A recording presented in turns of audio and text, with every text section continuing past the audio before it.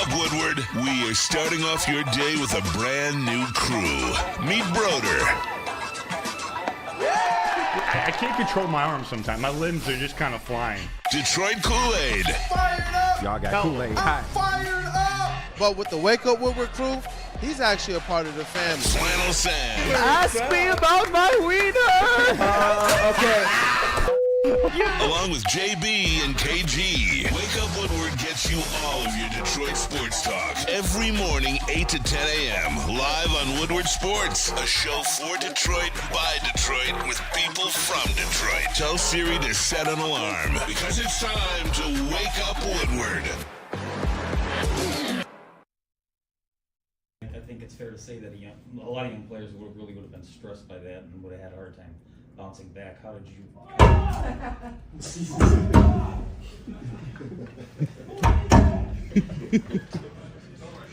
Golly!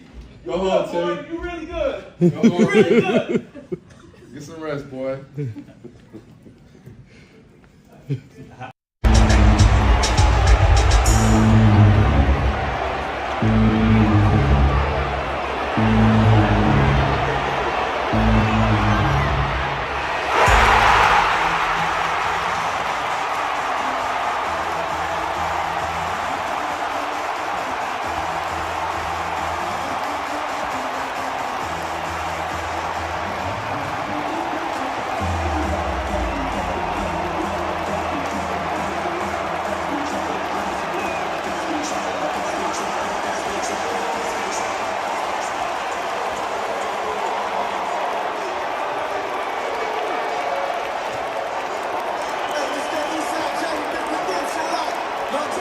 What a game. Jaden Ivey at the buzzer.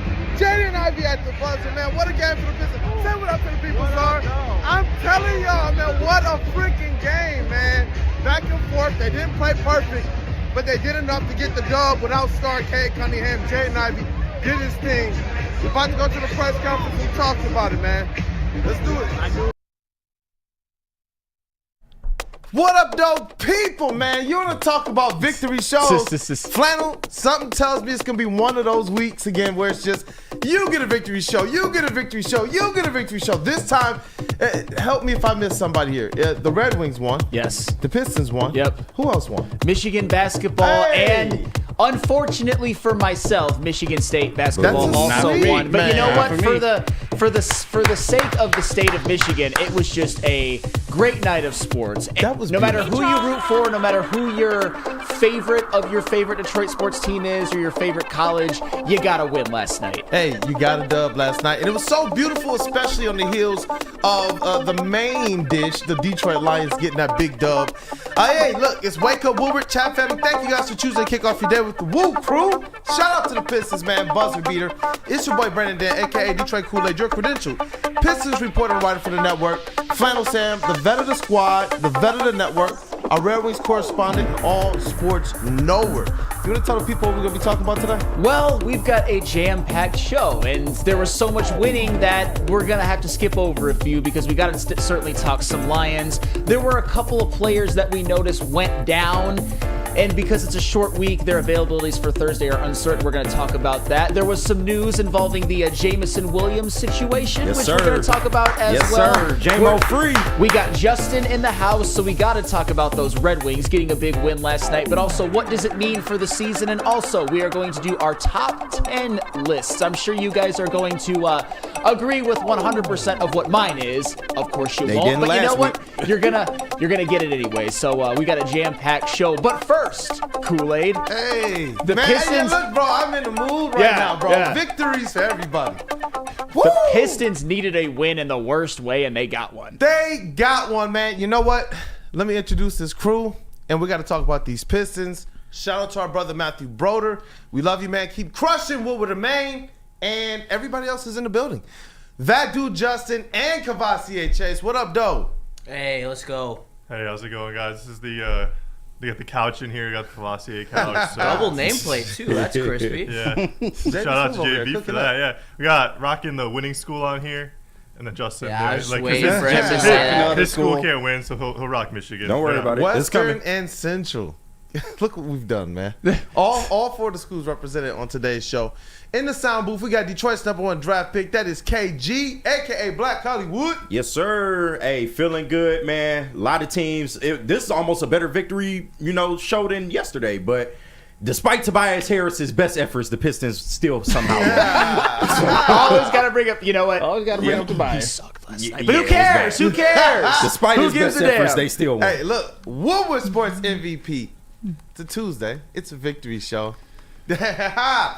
double victory for JB Smooth in a titty booth. What up, though, brother? Woodward Sports MVP. Damn, like, come on. It was a double victory last night because I did the Michigan betting trifecta. So give me the Wings, give me Michigan State, Michigan minus 10.5, and of course I took the Pistons money line as well too. So nice little cash out on there as well too. I'm not repping the team, but shout out those Michigan Panthers though. Hey, shout out to the Michigan Panthers. Hey, without them, there is no Jake Bates. That is factual. Definitely. Man, but always indebted to them then. those Detroit Pistons, the environment last night, it was epic. And for a little bit there, you could hear the Raptors fans. And then I was talking to some people in media like, man, they're not as loud as I'm used to. And then all of a sudden, they got a lead. Scotty Barnes hit a couple threes. And the Raptors fans started to be just drowning out the Detroit Pistons fans. As that fourth quarter started to go, and you saw the Detroit Pistons were going to fight without Cade Cunningham in the game, they did not play a good game. Check this out, bro. 23 offensive rebounds given up. They give up 23 offensive rebounds. They gave up 25 second chance points. And they beat the Raptors, who they held to under 30% shooting from behind the arc and under 40% shooting from the floor. They beat them by 2 points. The defense, though, there was a lot to like there. And that's where I definitely want to make sure we tip the cap to Jalen Duren, a guy whose name has been brought up a lot, and rightfully so, for his defense. And last night, a lot of us in media were talking about this as well. The fact that it looked night and day. Yeah. Jalen Duren, 4 blocks last night. Isaiah Stewart, 3 blocks last night. And JB Bickerstaff, again, re-echoed in postgame that these guys are the anchor. They have the most responsibility. And he said this, and it was something that we kind of got at last week, that he's putting the onus on those guards to be better defensively so that there's less downhill pressure on them. And he believes that, with Asar Thompson coming back, that will help. But I definitely wanted to make sure that we shouted those guys out, the big men, because I think that sometimes that can get lost in translation. But a big double-double from Jalen Duren with the blocks. Isaiah Stewart was playing big. And primarily what I loved about Jalen Duren, his ability to play help side. And like I said, it seemed like it was just happened overnight, which means to me, this is about coaching, this is about development, and this is why in those other games where we saw Jalen Duren go to the bench for a long time, JB's not playing around. Yeah. You play defense, or you're going to hit the bench a little bit, and you're going to learn from the sideline a little bit.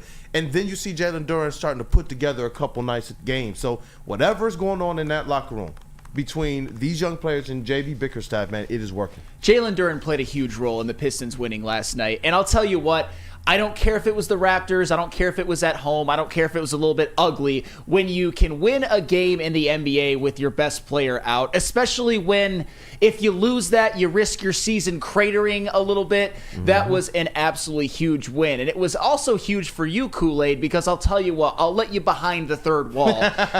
Kool-Aid is a generational Scotty Barnes hater. Yeah. That's a fact. You don't understand, man. I was sitting with another one last night. I'll let him remain nameless. But yeah, we were just sitting here like, not him. Not him. He hit like a couple threes in a row and started doing his little whatever. Yeah. Danced at center court on the Detroit logo, hit Malik Beasley's celebration. We were like, are you serious? People around us were livid. But it's not like they can do anything. It's not they're mad at the Pistons. Like, you're losing to these bums? Like, they were pissed. He was abusing whoever was in front of him, man. Bro, whether it was Tobias or a switch off, it didn't matter. Yeah, Davion Mitchell, his defense, man, at the top of the key was crazy. That's just a side note. Like, I don't even want to say anything positive about the Raptors, but defense is something that just, in basketball especially, where I'm just like, yo, I got to tip the cap to him. He was doing a great job to try and disrupt their flow. And that's why I want to also call it out, because JB Bickerstaff did a great job at adjusting. This is stuff that we've been wanting to see. What can he do offensively to adjust, help his team out even more down the stretch? We know that they're going to struggle. They're going to go through ups and downs, adjusting to what it means to win. They haven't done this. All the previous 3 years, what was the promise? It was the same thing we heard this year. Well, first it was we're going to learn to compete. And then the last couple years it was we're finally ready to compete. Night in and night out. You guys are going to realize that we're a different team. But this year they're actually doing it. This year we see the young guys taking steps forward. This year we're seeing young guys literally making changes within games, correcting all mistakes and such, and finding ways to overcome losses of players, trying to find ways to overcome their own mistakes, man. And so I definitely want to tip the cap to JB Bickerstaff as well, because obviously the star was Jaden Ivey.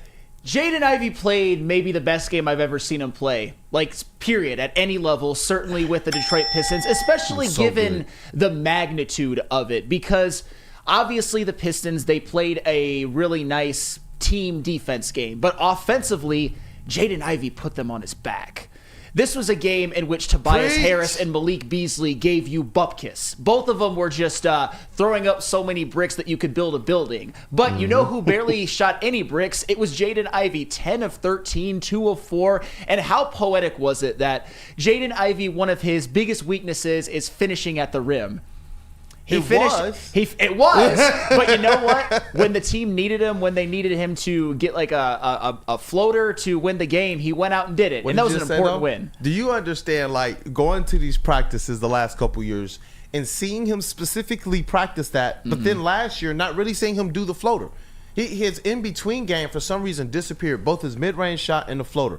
This year they've come back. When you look at his advanced stats and you start to look at Jaden Ivey's numbers, you will see that last year, for whatever reason, Monty Williams cratered his ability to play in the middle. I have no idea why. I don't know why. This year, all those percentages, both his attempts and his efficiency in the mid-range and in the floater range, both of those are up. I'm talking about like over 20-30% over last year. That's insane. No, Weezy D313 say I be just making shit up when I said he wasn't finishing at the rim good. No, he was not finishing at the rim good last year. This year he's doing it much better than he was last year. And his mid-range is where I'm specifically even keying in on. But his ability to hit that floater and to see them practicing in this stuff, and now to see it, like I said, showing up in the games. Like, you look at some of the content we've posted, it's been literally like, they're like, why are you posting Ivy practicing floaters? Then he wins a game with one. Because it's cool to be able to track and to see these guys' progress. Why? Because over the last 3 years, do you know how crazy it is to see the potential, but you don't see the progress? I mean, you know better than anybody. You're in the building. I mean, I'm sure that's why last season in so many ways was so frustrating for you. Oh my God. Because you're telling us that Jaden Ivey's practicing it. It looks like he's improving, but in the game you didn't see a whole lot. But then again, with how Jaden Ivey has played for the most part this season, we can attribute pretty much all of what ailed him last year to Monty Williams.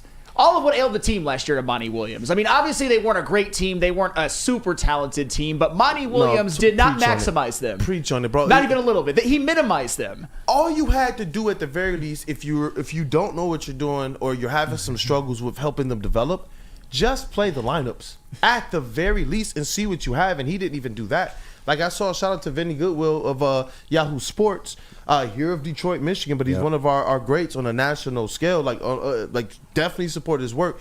He was like, bro, Monty Williams had Jaden Ivey sitting behind Killian Hayes last year. Nuts. That's insane. When you look at the fact that we were wondering and questioning, it was a question. This is silly. It was a question. Is Jaden Ivey a top 100 NBA player? Yes.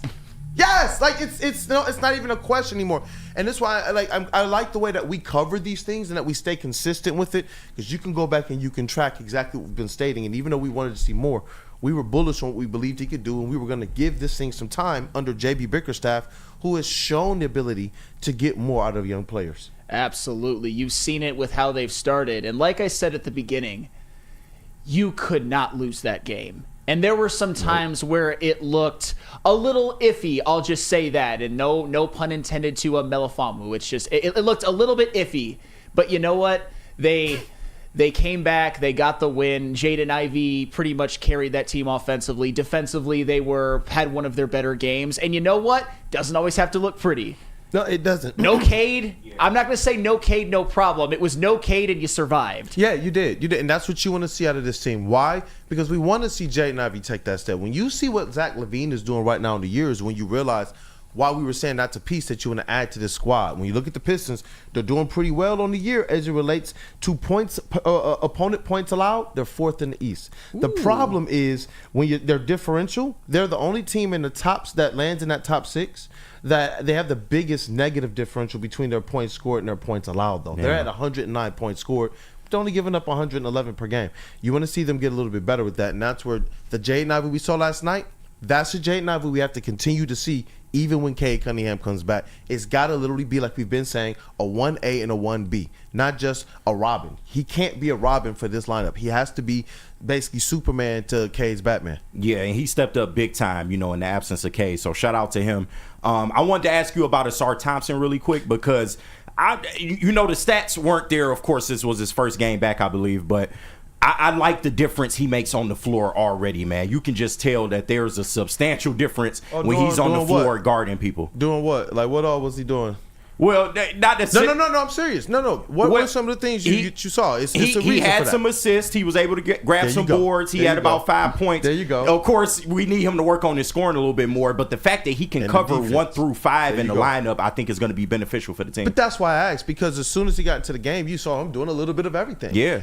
With Asar Thompson, we know it's not going to be about what the stats are when you first get back from a blood clot injury. Mm-hmm. You know what I'm saying? And he's been trying to ramp up, but he has not been allowed to play 5-on-5 or contact or anything. And all of us know that's going to affect you doing anything. If you're not in rhythm, you're going to have to take at least a couple weeks to get in rhythm.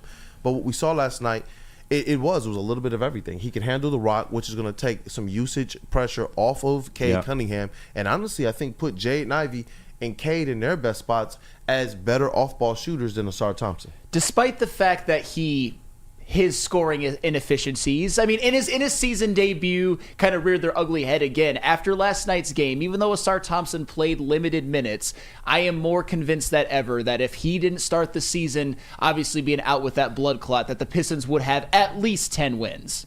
Yeah. Oh yeah. Yeah. I mean, and ultimately it's the defense. Yeah. Asar Thompson was a player. Let me put it this way. Jaden Ivey was a player drafted to co-star with Cade Cunningham. Mm-hmm. Asar Thompson was a player drafted to drop Cade Cunningham's usage rate on both ends of the court. And I know that because the organization said that when they drafted him.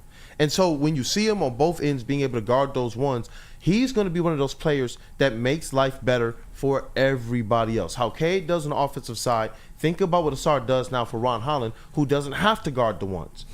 See, and that's what I'm saying. All across the board, these guys who've been peaking defensively now you got your best defender. That's what we're projecting coming back to the lineup in Asar Thompson. And just really quickly, we're a little bit over 23, approaching the quarter-way mark of the season. 23% of the season through.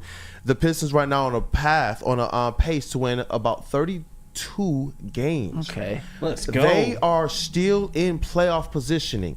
And when we talk about the 5 teams you got to be better than, right now they're above. These are the 6 teams they're ahead of: Chicago, Atlanta, Charlotte, Toronto, Philly, Washington.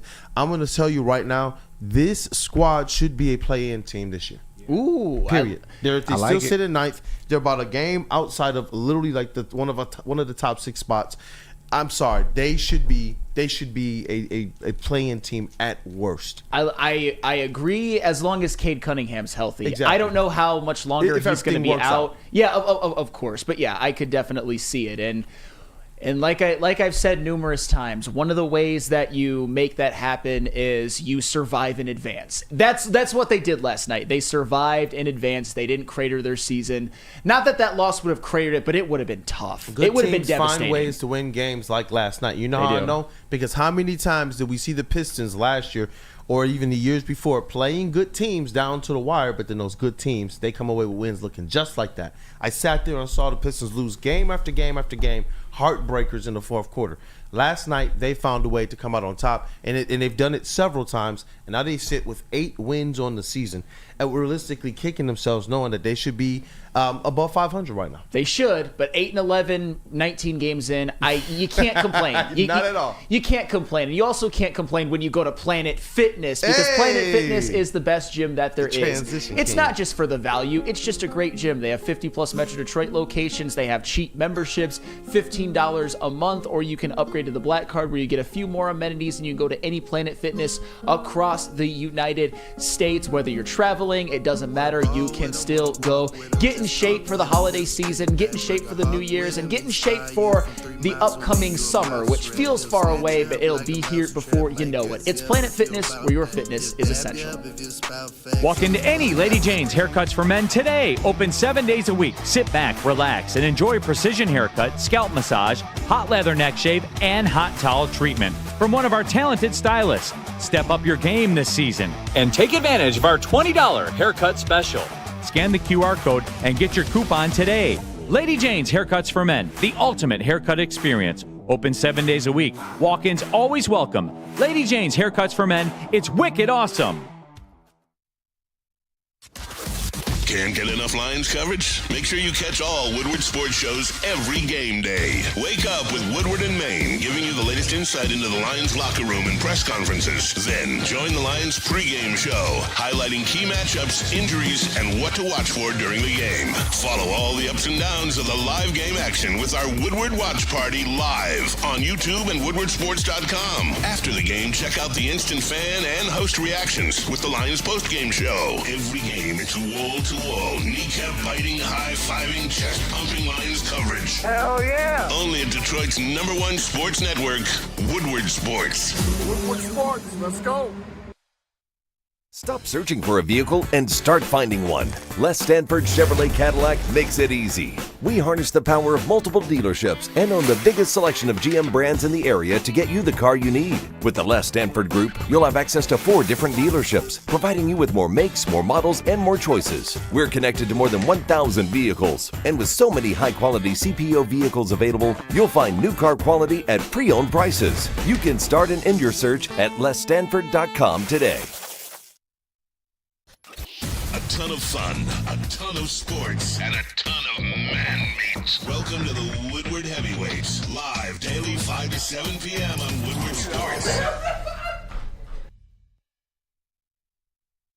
Dealing with divorce, child custody, visitation, or other family law issues, Kevin and Catherine at KDK Law in Birmingham will have your back. With 10 plus years of experience and 24/7 availability, scan the QR code on the screen or call 248-971-0476. Say Woodward Sports sent you and KDK will pay your filing fee. KDK Law, they've got your back.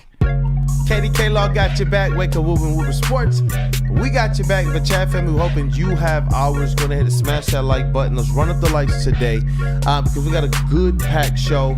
We're on some good vibes right now. All the teams are winning. All the teams are winning. Who knew that all 4 teams were going to look formidable? At least. Oh, yeah. At least. I still expect the Red Wings, and we're going to talk about them later in the show. I still expect them to reach their expectations making the playoffs.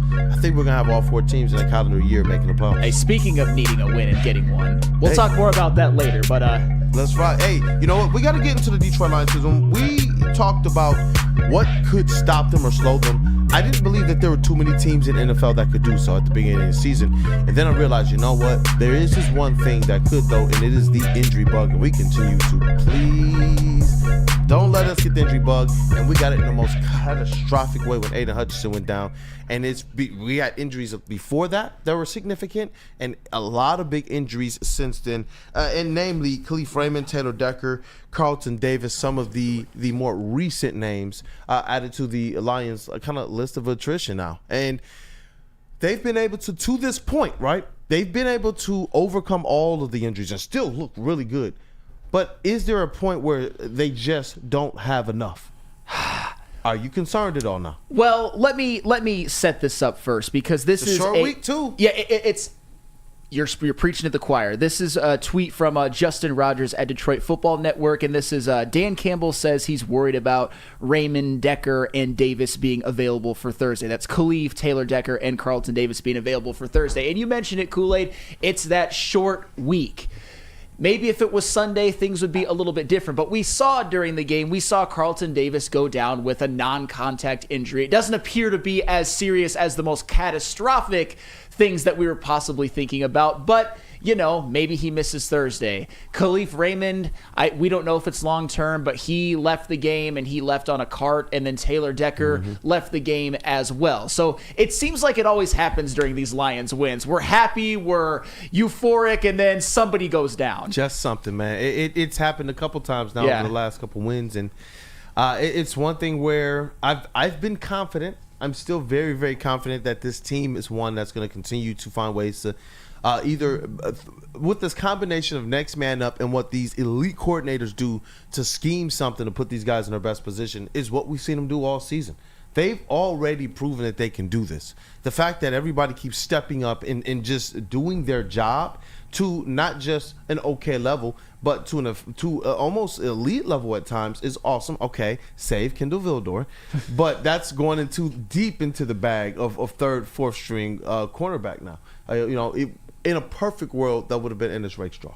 In a But perfect he's also world. dealing with injuries as well. About to say, if Carlton Davis is out, we might be seeing Kendall Vildor. Hopefully not, but that's the issue. The good news, though, is that the Lions are at home. They're playing the Bears, and the Bears, even though they've got some talented pieces, that's for sure. Like when I'm thinking about Taylor Decker potentially being out, I'm thinking maybe Montez Sweat is licking his chops a little bit, but Montez Sweat has not had the season that the Bears envisioned, especially after what he did last year. And the same for the Lions. If I'm the same for the offense. Like if I'm Caleb Williams, if I'm DJ Moore, Romo Dunze, Keenan Allen, I'm thinking if no Carlton Davis, whoever gets Kendall Vildor or whoever is out there instead of him, I'm licking my chops a little bit. However, all of that being said, I do think it continues to go in the Lions' favor, and I do think that they win anyway. I think the only thing that these potential injuries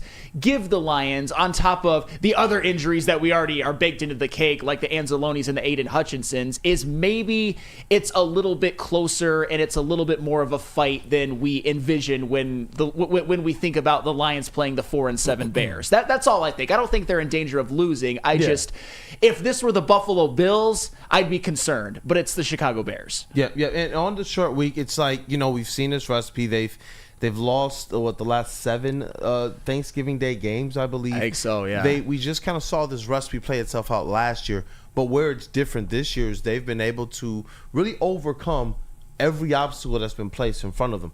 And what do we say? If you're going to be a Super Bowl winning team, you overcome a lot of adversity on your way. That path is not one that's just laid out for you. The team that had it laid out for them wound up losing in the Super Bowl. Now, was that great Patriots team with Brady and Moss. Yeah. And so it's like, you know what? I expect this team to go through adversity. I expect this team to, even if they not against the Bears, I think that they're still going to drub the Bears.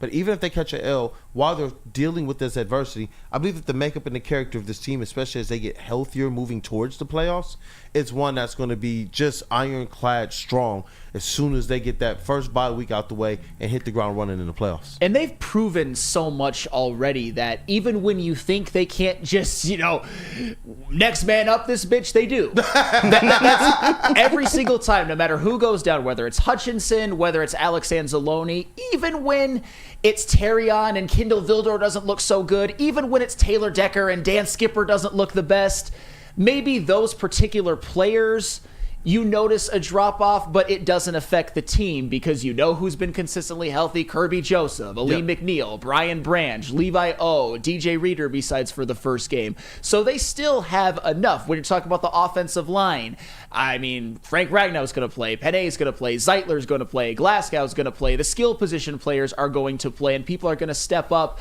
with Kalif Raymond being out because Kalif Raymond, honestly, his biggest contribution is on punt returning, and that's not something to be minimized. Kalif Raymond leads the NFL in punt return yardage and took one back for 6. He completely body bagged an entire NFL team by himself. He pretty much did, the Tennessee Titans. But the point I'm trying to make with all of this is that, if Dan Skipper has to start in place of Taylor Decker, that's not ideal. Same with, hopefully we see some Emmanuel Mosley in this game and not as much Kendall Vildor. It's not ideal, but they've managed to next man up this pretty much from the beginning of the injury starting, and I don't see why they're not going to do any different. I don't see why they're going to do any different this time. That's why I do hope they have something figured out and that the recipe continues to work if they do play Kendall Vildor. Because you're talking about a Bears team with nothing to lose. You're talking about a Bears team that has a Caleb Williams on there that why not go out there and beat the vaunted Detroit Lions at the top of your division? Why not go out there and play a little bit more kind of on the edge a little bit? And I do believe that if they do that, that will put Kendall Vildor in a position to get picked on if Caleb Williams can find the accuracy just a little bit. And so that's where I'm like, you know what? Aaron Glenn, again, this is one of those days where he's going to have a day. But this is one where I want the offense to go out there and I'm talking about straight up octane. Whatever the highest level octane you could put in at the pump, I want it. What is it, 93? Mm-hmm. That's what I want out of this offense. I want the offense to be the reason why this game is just put away and I like as stress-free as possible. Like the defense, pick them up. You know what I mean? They've been, and especially since they've been sustaining injuries, it's like give them the ability to be able to have an off drive. Give them the ability to just play a game knowing we don't have to be perfect this game. It's the Bears. Go out there and roundhouse kick them. Straight up. Hey, and it wouldn't shock me if right they in did. The face. It wouldn't shock me if they did, because the Bears, they've had a couple of really, I wouldn't say bad losses, but heartbreakers, that's for sure. And this is a team that fancied themselves as a potential playoff team, and right now all they're really playing for is to make sure that their future is bright with the likes of the Caleb Williams and the Rome Odunzes of the world. So right now, the Bears, they're just trying to play spoiler. I guess in theory, though, they could maybe salvage their season if they beat the Lions. That would be really nice for them, but you look at their schedule, it probably isn't going to happen. So yeah, as much as I think these injuries could potentially make the game a little bit closer, would it shock any of you if the Lions drop a bomb on the Bears? Not at all. No, absolutely not. Because they are horrible. They trash. But we got to give Caleb Williams credit. He did have a better game last week. But ultimately, Kool-Aid, I totally agree with what you said. The offense should be in a position to help pick up the defense in this game, because you're missing a lot more on defense than you are on offense. And, of course, you know, from what we've heard so far, the injuries to Carlton Davis and Taylor Decker don't appear to be as serious. You know, with Kalif Raymond, that's a big blow to your special teams, don't get me wrong, but you weren't using him on offense as much, and you just hope that he doesn't have the Liz Frank injury from what's been rumored so far. But the Lions just started on Sunday their 3 games in 12-day stretch. So they need to balance these injuries like very, very, they need to plan accordingly, pretty much. So, you know, whatever you decide to do in this game, I know that if you are missing a Taylor Decker, yes, it will hurt you, but ultimately I feel like, you know, you have enough to get the job done. Hopefully Carlton Davis can play. If not, you hope to see Emmanuel Mosley, who was on the sideline. He just wasn't active in the last game. But I'm pretty sure he's nearing a return as well. So they just got to figure it out, man. This is what good teams do in this stretch of the year. You got to figure it out. And, you know, the Lions are no different than any other NFL team. A lot of NFL teams got injuries. You just got to find a way through. And we've been there. I remember hoping, like, games where, like, oh, the Vikings are coming to town and Jared Allen's not playing. We got a chance, you know, or Team X is coming to town and their star player is not playing, or their quarterback is not playing. We have a chance. But those teams still found a way. And at the end of it, I remember sitting there like, well, that's what good teams do. And so now that like what's been the theme of this season, fans of a team with Super Bowl expectations, how are we supposed to process everything? How are we supposed to react and respond to everything? And this is one of those situations where I do expect them to go out there and just handle business, because that's what good teams do. Yeah, I completely agree, and I'm looking at the practice report right now. It looks like Terrion Arnold was a walkthrough participant, so that would be a huge return to our secondary, especially if Carlton Davis is going to be out. But, I mean, I think you hit it on the head, Kool-Aid. I think we know what it's like to be what this Bears team is coming into Detroit like. They think that they have a chance to win. They're undermanned. And I think the Lions are just going to prove why they're just on such an elite level compared to this Bears team. I can't even understand how the comparisons to the Bears and the Lions were even taking place in the beginning of the season at this point. We literally are so much better through and through. Almost every position the Lions are better than the Bears. Yeah, this is point blank, period. And that's why I'm just looking forward to them going out there and just handling business. That's been the theme of this season, handling business. And that's why that Tampa Bay Buccaneers game, it stung so much, that loss. Because they didn't stick to their identity. They didn't do the things that we know is winning. And since that game, it seems like they've been pissed off. They've been even more committed to their style. Yeah. They have even embraced it more than they already have. And I think that everyone was expecting this like end of the season, like late season loss that kind of rallies the team for the playoffs. But this team is just so special and they're so together. They had that rallying loss in week 2 and have been able to carry the momentum week in and week out and just playing at such an elite level. Like it is. It's still, I can't say it enough how much it just genuinely blows my mind how good this Lions team is, how we're able to act as a fan base, and how far we've come. And you know what? You talk about the things and the adversity that they're able to overcome, and they're able to just kind of no matter what the noise, they're just able to keep things humming along. And that's what Jameson Williams has done as well. I didn't know what type of Jamo we were going to get after kind of the noise, of the gun thing, after the suspension and all that. But he came out and he's been, in a couple games, just still the same Jamo that's going to make sure you have a Jameson Williams jersey. Hey, speaking of Jameson Williams, there was some news. There's some developing news that I think we can all get behind that we're going to talk about next. Waymo! He free. That's fair. My boy free. Hey, nothing to think about but ball. But what you should also think about and watch when you can, when it's available, is Woodward and Main and the New Holland Brewing Company Lions pregame show. Hey, Detroit, on game day, wake up with Woodward and Main, your source for all the insider information on the defending NFC North champions, your Detroit Lions. With insight from Detroit sports media legend Terry Foster and rising star Matt Broder, get ready to Detroit every Sunday, 8 to 9 a.m. Woodward and Main, brought to you by Tangerine Space Machine, Tall, your local long drink, Sabbath Coffee, and Tullamore Dew Irish Whiskey. And then, of course, you got to go to the New Holland Brewing Company Lions pregame show, hosted by these extraordinary gentlemen right there. That was me watching Roddy Gale last night. Go Blue! It's the New Holland Brewing Company pregame show. Every game day, Neil Rule and Sean Beligian bring you the best Lions pregame show. Sunday, 10 a.m. to noon on Woodward Sports. Live at Second Best Bar in Detroit. The latest injury reports, fantasy sit and starts, and the inside scoop on your Detroit Lions. Join us for every Sunday home games live at Second Best Bar in Detroit, your official guide to Lions game day on Detroit's #1 sports network, Woodward Sports, brought to you by Tangerine Space Machine, Tall, your local long drink, Sabbath Coffee, Tullamore Dew Irish Whiskey, and Les Stanford Chevrolet. How do people feel about getting a Planet Fitness membership for $15 a month?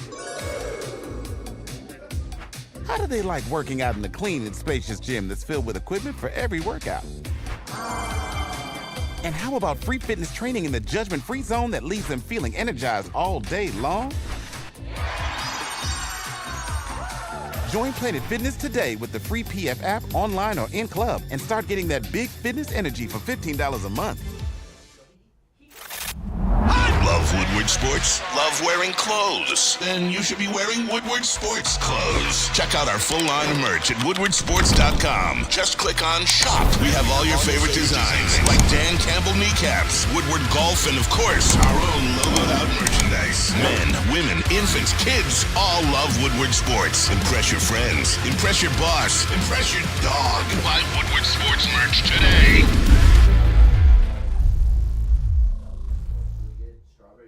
Feldman Chevrolet, Michigan's #1 Chevy dealer, is kicking off the game with the best prices on all cars, trucks, and SUVs, like this 2024 Silverado for just $296 a month, or this 2025 Equinox for as low as $371 a month.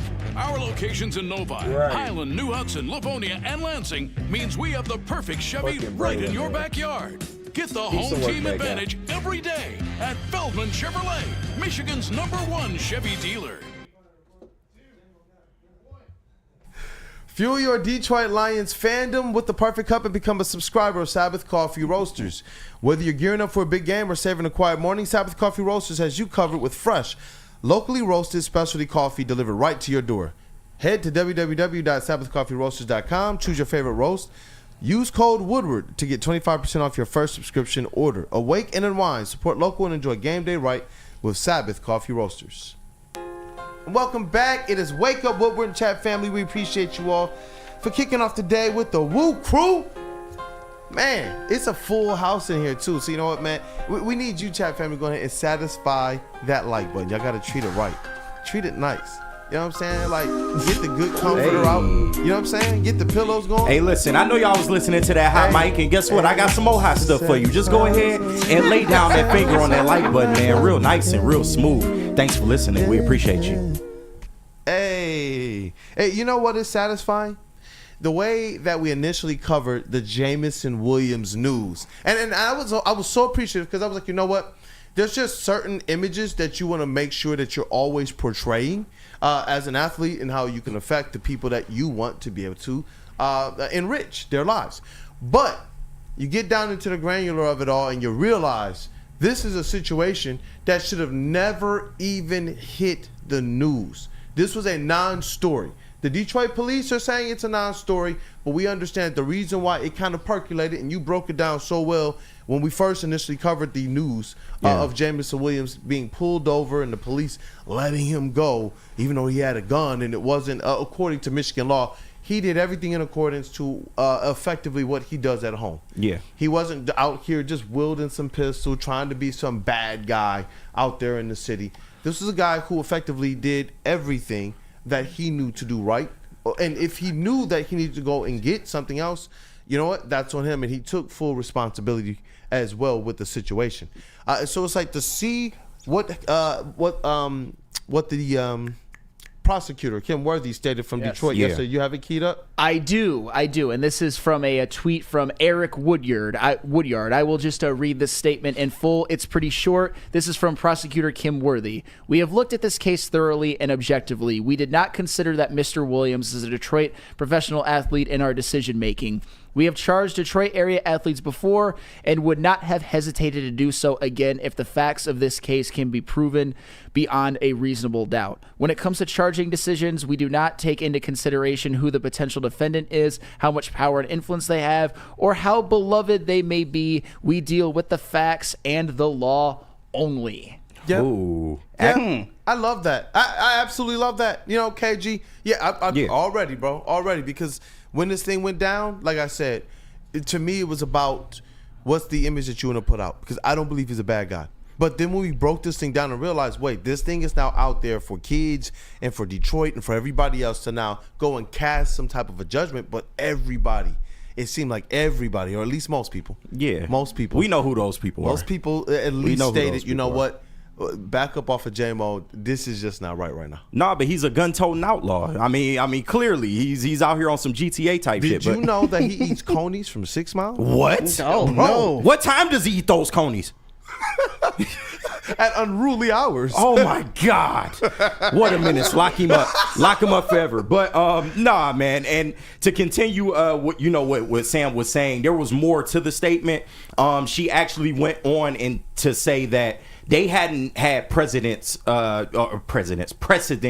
for a incident like this one, which pretty much means, they can normally go back in the history books and try to apply past situations of this manner to the current situation, and they could not find anything. So shout out to Prosecutor Kim Worthy for not making this a bigger deal than what it needed to be, and letting the guy free. Essentially, they were trying to figure out how many guns can you actually have, under a CPL license. And we all know his brother was in the car. He was operating the car with care, what was said in the statement.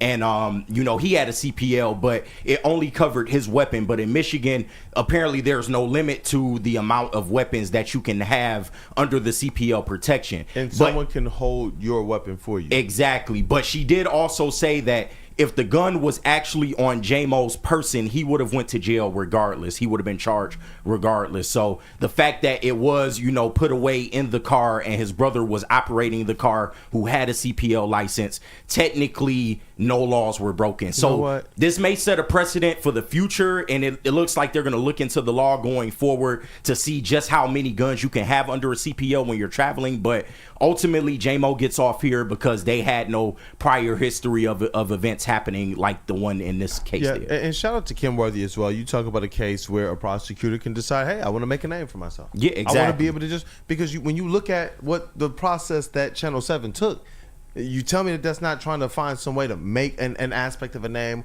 or generate some aspect of engagement. And we've seen this before. But so for her to say, not just, hey, listen, we're not going down this road, but to just break it down plain, as you just described, that to me is good on the department, good on the prosecutor for stepping up in that way and making sure that there are it's airtight. Yeah. There should be nobody that's sitting here trying to find some way to still color Jameson Williams as some bad guy. Exactly. And that's the whole crux of this thing here. It's like when you drop that type of a news, why are you doing it? Like, why? Like, is it really just because you think it's news? Because right now the police department, or at least the city's prosecution office, is saying this is a non-news story, and to have to even deal with this, it's like, it's silly, man. This is absolutely silly for a guy who has come here and tried to be as Detroit as he could be in the city. Shout out to Ron Holland too. These are young dudes who have moved to Detroit, not to the suburbs. Actually to Detroit, man. And it's like, this is what we want to do, and these guys haven't shown themselves to be anything except for fine, like Detroiters, fine Michiganders. I don't know, man. I'm glad that at least the prosecution office, if it has to get that far, did what they had to do. Yeah. What up, though, JB? Your godson, J-Mo, man. It's a good day for Waymo, J-Mo. It's a good day for Waymo, and shout out to, once again, the prosecutor for not trying to be Gambit out here and about to make a name for myself. Yeah. No, trust me, she done had enough headlines in her long career. She don't need no more headlines. I'm about to make a name for myself. But yeah, once again, shout out to them for actually just taking the time to step back and actually look at all the facts and all the information and not blowing this thing up a lot more than what it should have been as it is already. Channel 7, come on, stop snitching on people like this. You gotta chill out with all this. You're not getting paid more for this as it is anyway. But I'm glad everything is all settled, and they did their fine work to figure out, hey, how many guns can you have under one CPL, and not try to blow this thing out as more as it is. And J-Mo is just trying to do his best to be, as Kool-Aid, you said, a Detroit citizen, and just be the best for the community as it is right now. Yes, he's made a couple little silly mistakes here and there, but still, he's a kid. He's learning. He's a professional athlete. The spotlight is on him as big as it's ever been, especially for us right now with the Super Bowl hopes and aspects as well. So it's just like, hey, just chill out on him for a second and let him enjoy his time in the NFL at the starting of the season. So just let it be. Hey, does anybody know if Channel 7 reported on when he was giving out turkeys in downtown Detroit? Of course not. I don't believe they did. Okay. That I'm not sure. What about Chase? I mean, hey, like you said, it's a non-story, so I really don't feel like there's much more to continue talking about with it. Don't really have anything bad to say about Channel 7. Met a young lady from there, so hopefully I hear from her again. But yeah, pop out to a second best bar for the pregame show. I didn't realize who he's talking about. But yeah, I mean, hey, girl, come My on. man, Cavassier Chase with the Cavassier. We're on the couch. Hey, let's rock. Spin game on the couch. Look Right. at you, But man. yeah, I mean, hey, look, it is what it is. Like law offices of Detroit came out and said it's not a big deal. So let's just move on. We got the Bears on the docket. It's week 13, so that's what we should be focused on. JB, check Slack. I'm gonna drop the other half of that statement in there just so we can flash it on the screen for the I people. got you. Okay. Well, you know what?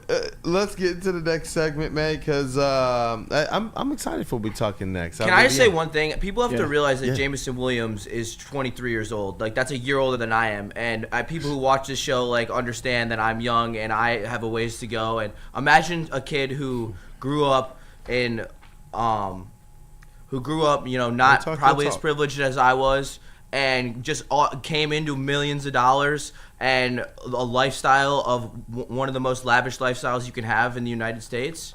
I mean, it's got to take a toll, and he's learning, and he's just becoming a true baller, and he's becoming more of a man and maturing, and just all shout out to Jameson Williams. Bro, I still forget to do things sometimes, man. I've gotten fix-it tickets before, knowing that the light was out. You know what I'm saying? I've been, hey, look, hey, it's time to register the car, but it's like September, but my birthday is in August. I rode dirty for 7 years, man. What are we talking about here? Yeah, I'm not even going to these things happen. Talk about everything else. And JB, did you have the other Did you want to read the rest of the statement off? Yeah, I'll try and get through it real quick, just so the people can actually see what was said. I appreciate you doing this, man. So while no case has identical facts, we can look at similar facts, if possible, to aid us in our decision making. We really could not recall any case that had facts that mirrored this case. Every case is fact specific.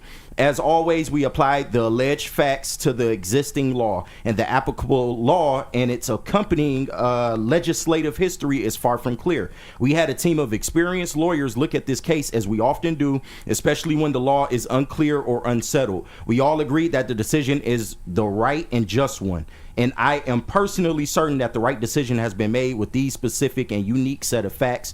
The CPL holder here was the driver and had care and custody and control of the car. Guidance is needed for the future on how many weapons can a valid CPL say that they have control over. Despite all of this, if Mr. Williams had the gun on his person, he would have been charged. I urge the legislature to immediately look closely at this law so that prosecutors in Michigan can have steady and meaningful guidance in the future. Said Kim Worthy. Well said. Well stated. Well stated, man. You know what? I'm going to borrow the words of one Chase. Who borrowed my words? It's a non-news story. It just is what it is. Well, you know, we got our Detroit sports teams, though, that are making news. They continue to win. And we're going to talk a lot more about them. Red Wings around the NFL. And we're going to talk the top 10 as well. Yes. Hey, let's get into it. But first, you guys, walk in any Lady Jane's Haircuts for Men today, all right? It's open 7 days a week. Sit back, relax, and enjoy. Hey, listen to this, man. A $20 haircut special, a scalp massage. You already know when I'm in my Brad Holmes mode, why not? Why not a scalp massage? Hey, a hot lather neck shave and a hot towel treatment for one of our talented stylists. Take advantage of our $20 haircut special. Just scan that QR code somewhere on the screen. You'll probably find it before I do. And when you do, you'll get that coupon today. Lady Jane's Haircuts for Men. Open 7 days a week. Walk-ins are always welcome. It's wicked awesome. Stop searching for a vehicle and start finding one. Les Stanford Chevrolet Cadillac makes it easy. We harness the power of multiple dealerships and own the biggest selection of GM brands in the area to get you the car you need. With the Les Stanford Group, you'll have access to 4 different dealerships, providing you with more makes, more models, and more choices. We're connected to more than 1,000 vehicles. And with so many high-quality CPO vehicles available, you'll find new car quality at pre-owned prices. You can start and end your search at lesstanford.com today. Love Woodward Sports? Love wearing clothes? Then you should be wearing Woodward Sports clothes. Check out our full line of merch at woodwardsports.com. Just click on Shop. We have all your favorite designs, like Dan Campbell kneecaps, Woodward Golf, and of course, our own logoed out merchandise. Men, women, infants, kids all love Woodward Sports. Impress your friends. Impress your boss. Impress your dog. Buy Woodward Sports merch today.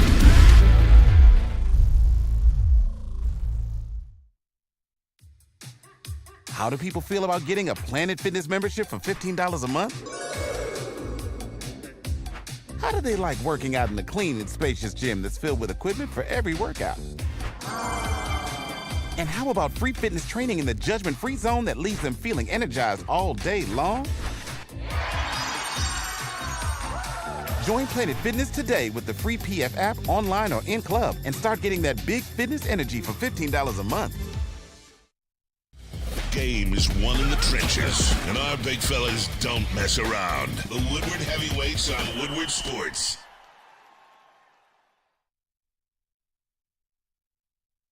Attention sports fans, don't miss out on expert sports injury insights with Dr. Jeff Pierce of Michigan Sports and Spine. Join Dr. Pierce every Tuesday during Big D Energy and Thursday on Ermanni and Edwards, where he's offering you top-notch injury advice. You got to trust the guy that DMAC trusts. Dr. Jeff Pierce, he's here to keep you in the game and performing at your best. For more information, visit MichiganSportsandSpine.com or call 248-426-9944. Hey, and we are back. What up, though, J-Mo? What up, though? They free J-Mo, man. Just throw that bitch away, Mo. My you can't dog hold free. him down anyway, man. He's My playing dog the out. game. He's balling out, man. That's what we see from J-Mo this year in that jersey. I wanted to make sure we had the front of the jersey and the back of the jersey just for some reminders for Flannel in this J-Mo jersey watch. And I, for one, think he's going to ball out for Thanksgiving.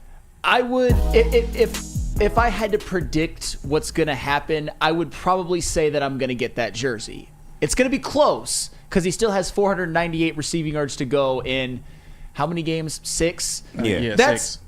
You know, I may we'll see. Look, we'll see. And whether you order it online or not, we still got to do the content of you going into the store and trying it on. Of course. KG? No, I just need to know, are you going to be that guy? Let's say he gets like 975 yards. You're not getting it? No.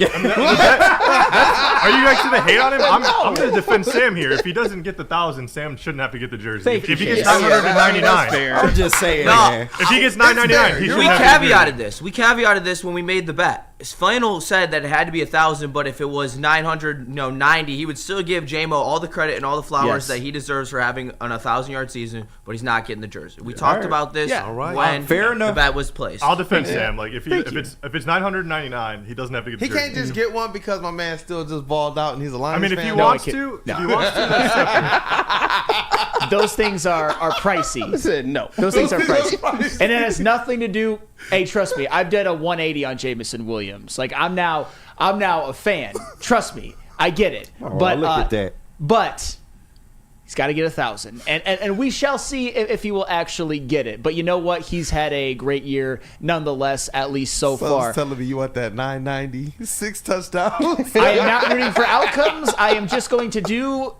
my actions will be determined by what Jameson Williams does, at least individually. But all of us would take that, right? 990, 6 or 7 touchdowns on the season. Absolutely. Yes, it's a great Absolutely. 1,000 all-purpose. Even though he hasn't really been that much of a threat running, he still has a few And just yards. reminding people, you're right. That caveat, it is receiving yards. Receiving yards to get the jersey. 1,000 receiving yards in the season. I predicted 1,000 all-purpose before the season. I just didn't predict 1,000 receiving, but.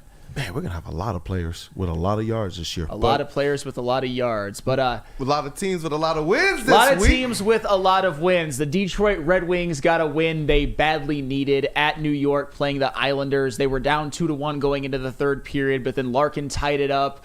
Raymond gave them the lead, and Simon Evanson with an empty netter to seal the game. A 4-2 victory. Another game that they won where they were pretty badly outshot, which is something that the Red Wings have made too much of a habit on, but at least they got the win.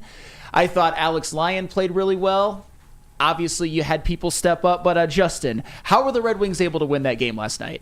Well, they showed, I don't know what it is about this team, but they've showed that they have this ability in the third period to just come out and play a completely different style of hockey than they've played for the first two periods.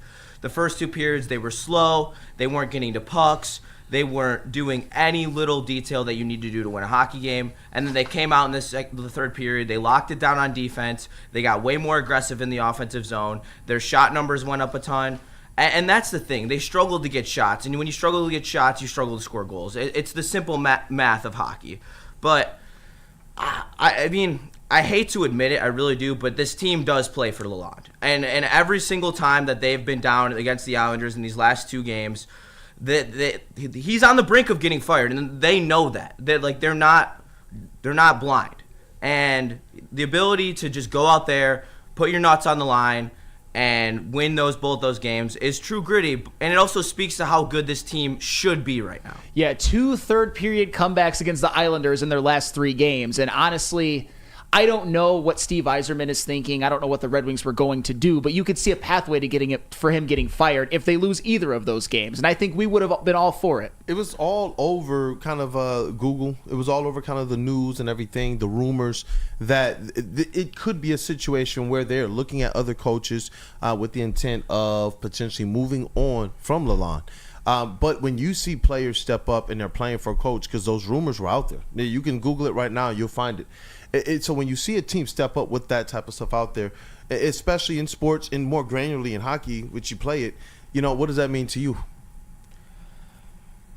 I mean, when the coach is on a brink, if you like him and you like his style, I mean, you want to do anything that you can possibly do to make sure that you can secure his job and secure your future moving forward. I think right now, I mean, Lalonde should, I mean, this is graphic and probably too far of a reference, but Lalonde should be on his knees for Dylan Larkin right now. Like, Dylan Larkin should be getting his balls fondled as he walks into the Red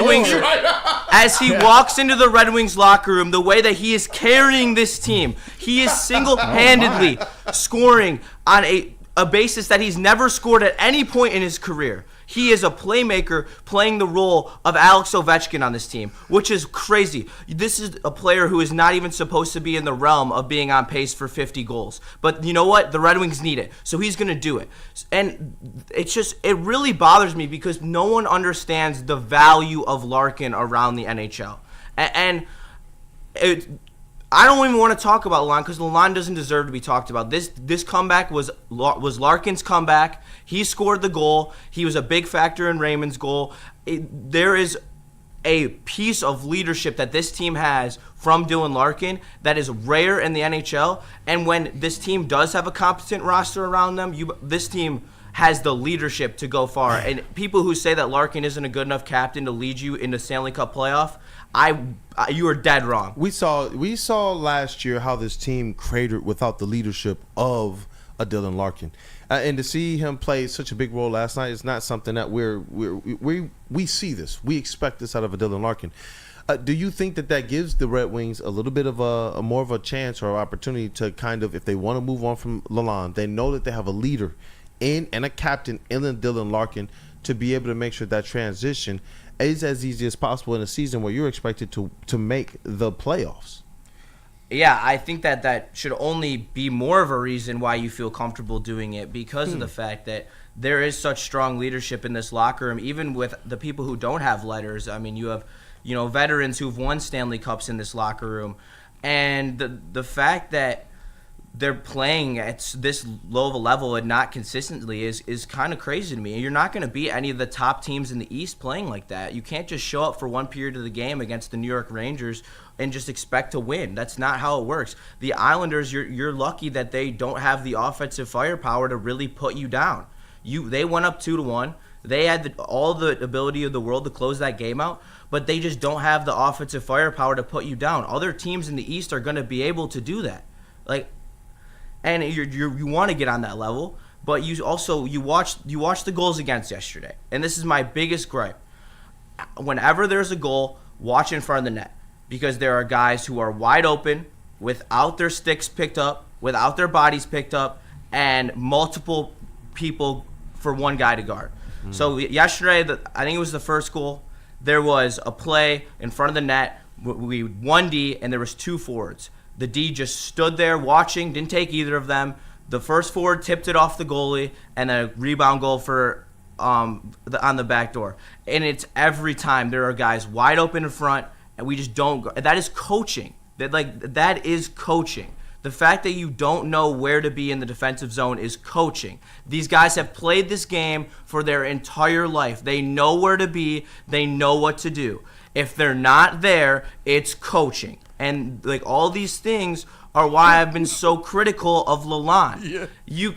Flannel's loving this right now. No, go ahead. Get your shit off, man. Yeah. And the power play. Where's the power play gone? The power play is 0 for 7 in the last 3 games. That's been the saving grace of this team, and now it has reverted back to the median, and now the Wings are going to struggle if their power play doesn't pick up again. Yeah, I mean, the power play really carried their offense for a large stretch of the season. And I guess it's good. They got 3 5-on-5 goals yesterday. You love to see it. Still badly outshot. But, Justin, given the way that the Red Wings have played, I honestly believe that they're fortunate to only be 9-10-2. And they're 1 run away from being really right back into this. Mm-hmm. Do you see anything positive that the Red Wings can go forward with in order to save this playoff season? At this point, I really feel like they're gonna stick with Lalonde for longer than we expect. No matter if that's 20 more games or 50 more games or the rest of the season. It seems like they're going to stick with Lalonde for at least a decent part of the remaining of the season. What sucks with that is what Flannel talks about. You can crater your season right now without fixing these offensive issues. And I have to say, I don't want to act like I know more than Lalonde, but I look at his lines that he has in practice every day, and it took him 15 games to put the best analytical pair of defensemen that the numbers say are the best 6 defensemen that should be on the ice playing together. It took him 15 to 20 games to figure out that those are the defensemen that should be playing together. It was 3 games ago when he decided to put Seider and Edvinsson together. It was 3 games ago he decided to put Johansson and Sherratt and Petrie together, and then Johansson and not Hall. I'm forgetting the other Gustafsson? one. Yes, and Gustafsson together. And the analytics have said that. I've been watching the analytics for the last 10 to 15 games. It has said that those are your best pairings. And he's slow to making it happen, right? Exactly. Do you know what this sounds like? This sounds exactly like Monty Williams. Now, I know he's had a lot more success marginally, But everything you're saying sounds exactly like it, to the point that even when they won, you knew it was in spite of. And you're gonna hate this too. You're not gonna like this too because it even feeds into that Monty cop more. The young players aren't developing as much as they should be. Sider should have taken more steps than he has. Sider should be in the Norris conversation right now. And by his trajectory when we drafted him, we were talking 3-4 years into his NHL career, he should be a top 10 NHL defenseman, and he should be in the Norris conversation. He has not made those steps. Lucas Raymond has made small steps, but they could have been bigger. You see the way that I'm going to point to Wyatt Johnston in Dallas. Last year, going off in the playoffs, point per game in the playoffs in the most elite competition, that's what good coaching can do for you. The fact that Lucas Raymond started cold this year is an issue. That's coaching. There's no way that a player who is playing at such an elite level gets named the assistant captain of his World Juniors team and adds 15 pounds of muscle and is going to come into the season struggling to score and get assists as well when Larkin's on his line. It doesn't make a lot of sense. And every avenue, you can in some way lead it back to Lalonde's coaching. And that's where my biggest issues are. So it almost seems like if they're winning, it's not necessarily – because we talked about this, 2 ways they can do this thing. It's either going to be, you know what, this is a coach who we know we have to raise our level of play because he deserves to be here, or it's because they just have – too much pride when I put that Detroit on, because that sweater means something, man. That does. In the grand scheme of hockey globally, that sweater means something. And they get an opportunity to play, especially a guy like Dylan Larkin.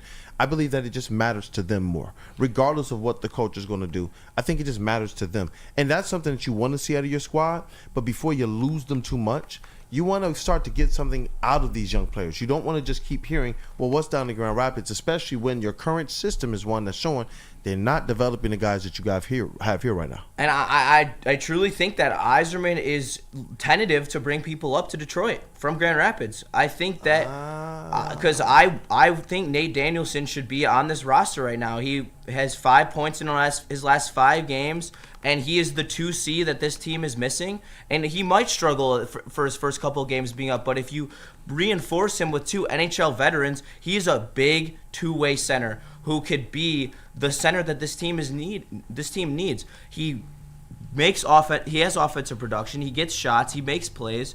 I mean, it seems like a no-brainer to add that type of player to our lineup that we're missing. And it's just I think there's multiple issues right now with the Red Wings, and no matter if they keep winning, like, they should beat the Islanders. The Islanders are one of the worst teams in the Eastern Conference.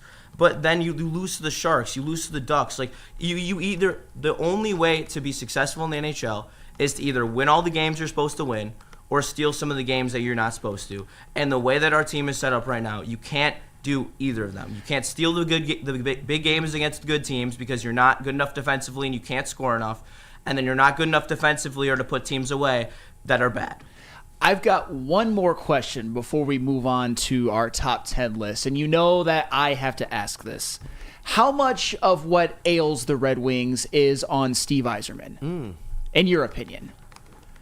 I mean, there's definitely got to be a little bit, because there should have been a move for a true veteran defenseman that could mentor Mo Seider. And that's something I've been saying for the past 2 years is you could tell that someone like Mo Seider would be would only benefit from someone like, this is not realistic, but I'm just throwing a name out there because of someone who I'd like to see, like someone like Drew Doughty. Like someone like Drew Doughty, who's won a Stanley Cup, been up there in the Norris conversation, a pro's pro, and just to learn from someone like that, to just have that knowledge and how to become that leader, because like Seider is being looked at as one of the next assistant captains of this team, and to be like a true physical leader on the ice and to lead by example. But to go back to how much is on Yzerman, I mean, the goaltending's better. Yeah. No doubt about that. So you got to give him credit there. 100%. The decor is similar.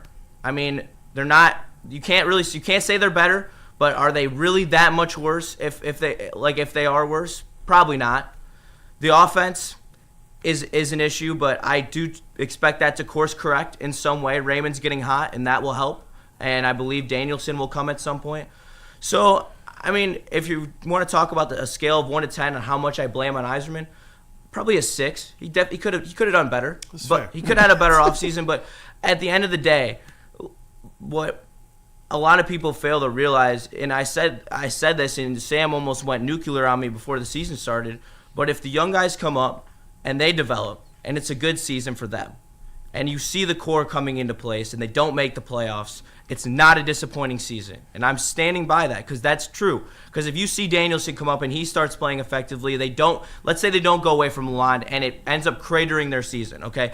You can blame as a bad season on the management, but not on the players. The players played well, the players developed, and that's where we're getting to. You're getting to a point where you're going to have to decide, are you going to go after the playoffs or are you going to go after developing? But trust the Yzer plan. Like no one give up on the Yzer plan. Like you're looking at, like, Mo Sider's D partner is not Edvinsson moving forward. That's not who Edvinsson will be on your second D pairing. Who Mo Sider will be playing with is ASP, who's in Sweden, setting the Swedish defenseman record in their pro league as a 19-year-old. He is absolutely unbelievable.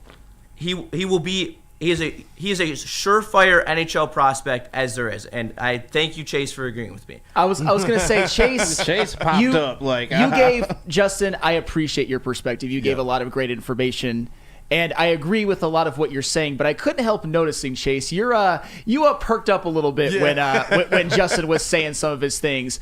How would you like to respond? I thought he was a little critical of Steve Yzerman. I think this 6 is a really harsh grade for like his moves. If you want to critique just his free agency moves and you want to call it like a 4 or a 5, sure, but these were all bridge deals for the young guys we have in our pipeline to make it to the NHL. These are our real difference makers, and like what you really need to grade Steve Yzerman on is our prospect core, which is up there with some of the best in all of the NHL. Once we see these guys actually play like significant NHL minutes, that's when you really start to see the true grading of Yzerman as the general manager of this team and building this team long term. All these guys like Petrie, Hall, that we're all bitching about and complaining about, like, agree, like they're not. They won't even be here. Exactly, like they're not playing well enough right now. But right now, it's not about right now isn't the future of the Red Wings. Right now is getting the future of the Red Wings into the organization. All right, and mine was on the free agents. That 6 was on the free agents because if you're talking about his entire tenure, I still believe that he is at an 8.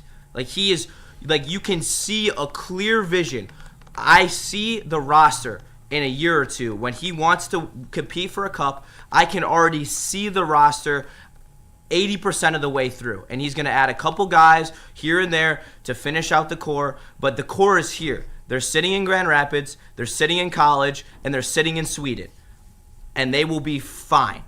Like I know that no one wants to hear the patience, but let's also remember how the Tigers started this year, okay? Fucking Sam was calling for AJ Hinch's job. I was there. Yeah. Okay. Documented. I was on the desk. This could be the exact inverse of that scenario.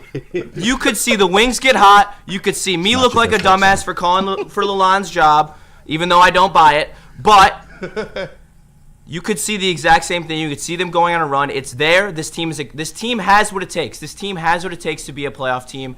Even with the D core, they can find a way to make this D core serviceable enough to make the playoffs. I still truly believe that. Justin, even despite you bringing up the Hinch thing, thank you for your information, Chase. I appreciate your response as well. And now we got to get to our top 10 list because I think that is going to be one that creates some discussion. I will just say that. But first, JB, tell us about Caesars. Oh, I got you. Let me tell you about Caesars Sportsbook. And Red Wings, if you want to do yourself a favor, you know what? Fire Lalonde. Hire Justin. Do they have odds on game-winning shots for Jaden Ivey? I don't think they have those just yet as well. Do they? You missed that segment, Stick. That was the first segment. Shout out. I didn't miss it. Y'all missed it. Shout out to Stick once again. And Caesar Sportsbook, the official sportsbook of us here at Woodward Sports.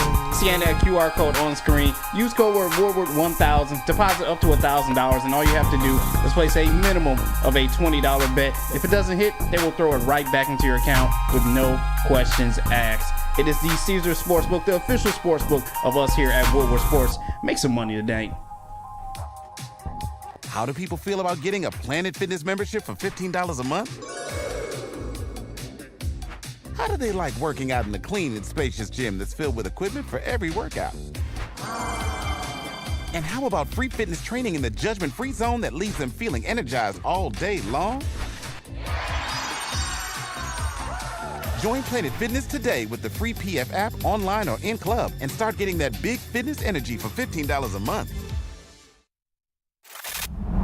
Love Woodward Sports? Love wearing clothes? Then you should be wearing Woodward Sports clothes. Check out our full line of merch at woodwardsports.com. Just click on Shop. We have all your favorite designs, like Dan Campbell kneecaps, Woodward Golf, and of course, our own logoed out merchandise. Men, women, infants, kids, all love Woodward Sports. Impress your friends. Impress your boss. Impress your dog. Buy Woodward Sports merch today.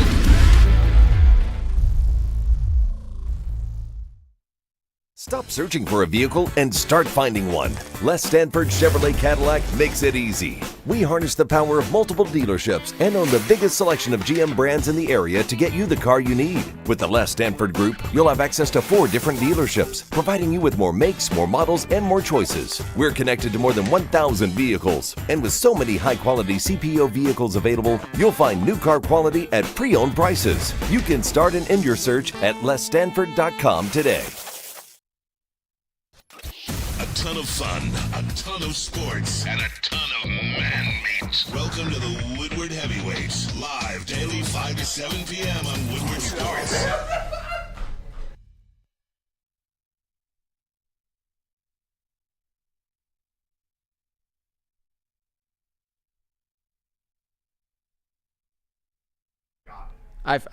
Yeah.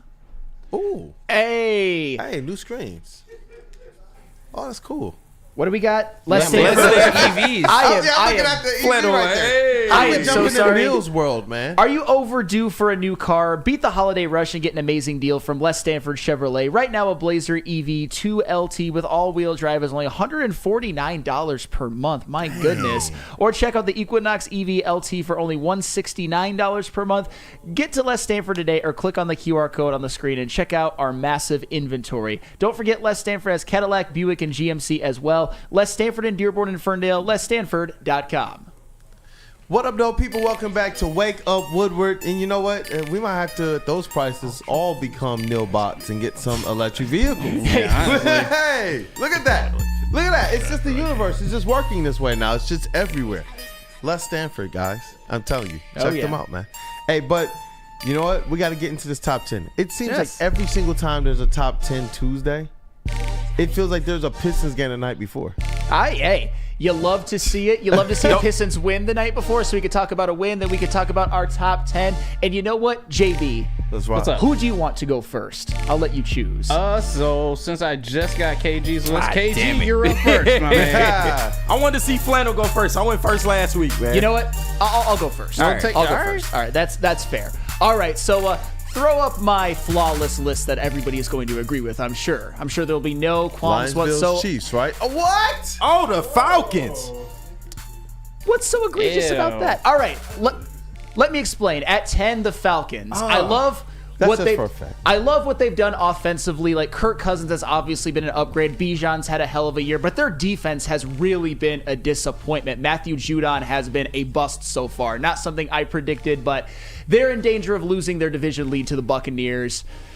Haven't been quite what I thought that they would be, but they're still a division leading team. At number 9, I've got the Chargers. They had an opportunity last night to really climb my list. They didn't quite do it. I love what I've seen from them defensively last night, notwithstanding. Justin Herbert's had a heck of a year, but I still think they might be limited by the wide receiver core being a little young. Quentin Johnston last night was morbid. He cost me a fantasy win, so I'm not bitter, but he also cost his team big time. At number 8, I have the Baltimore Ravens. And credit to the Ravens. Defensively, they have been better lately. And Lamar Jackson is having an MVP caliber year, and so is Derrick Henry.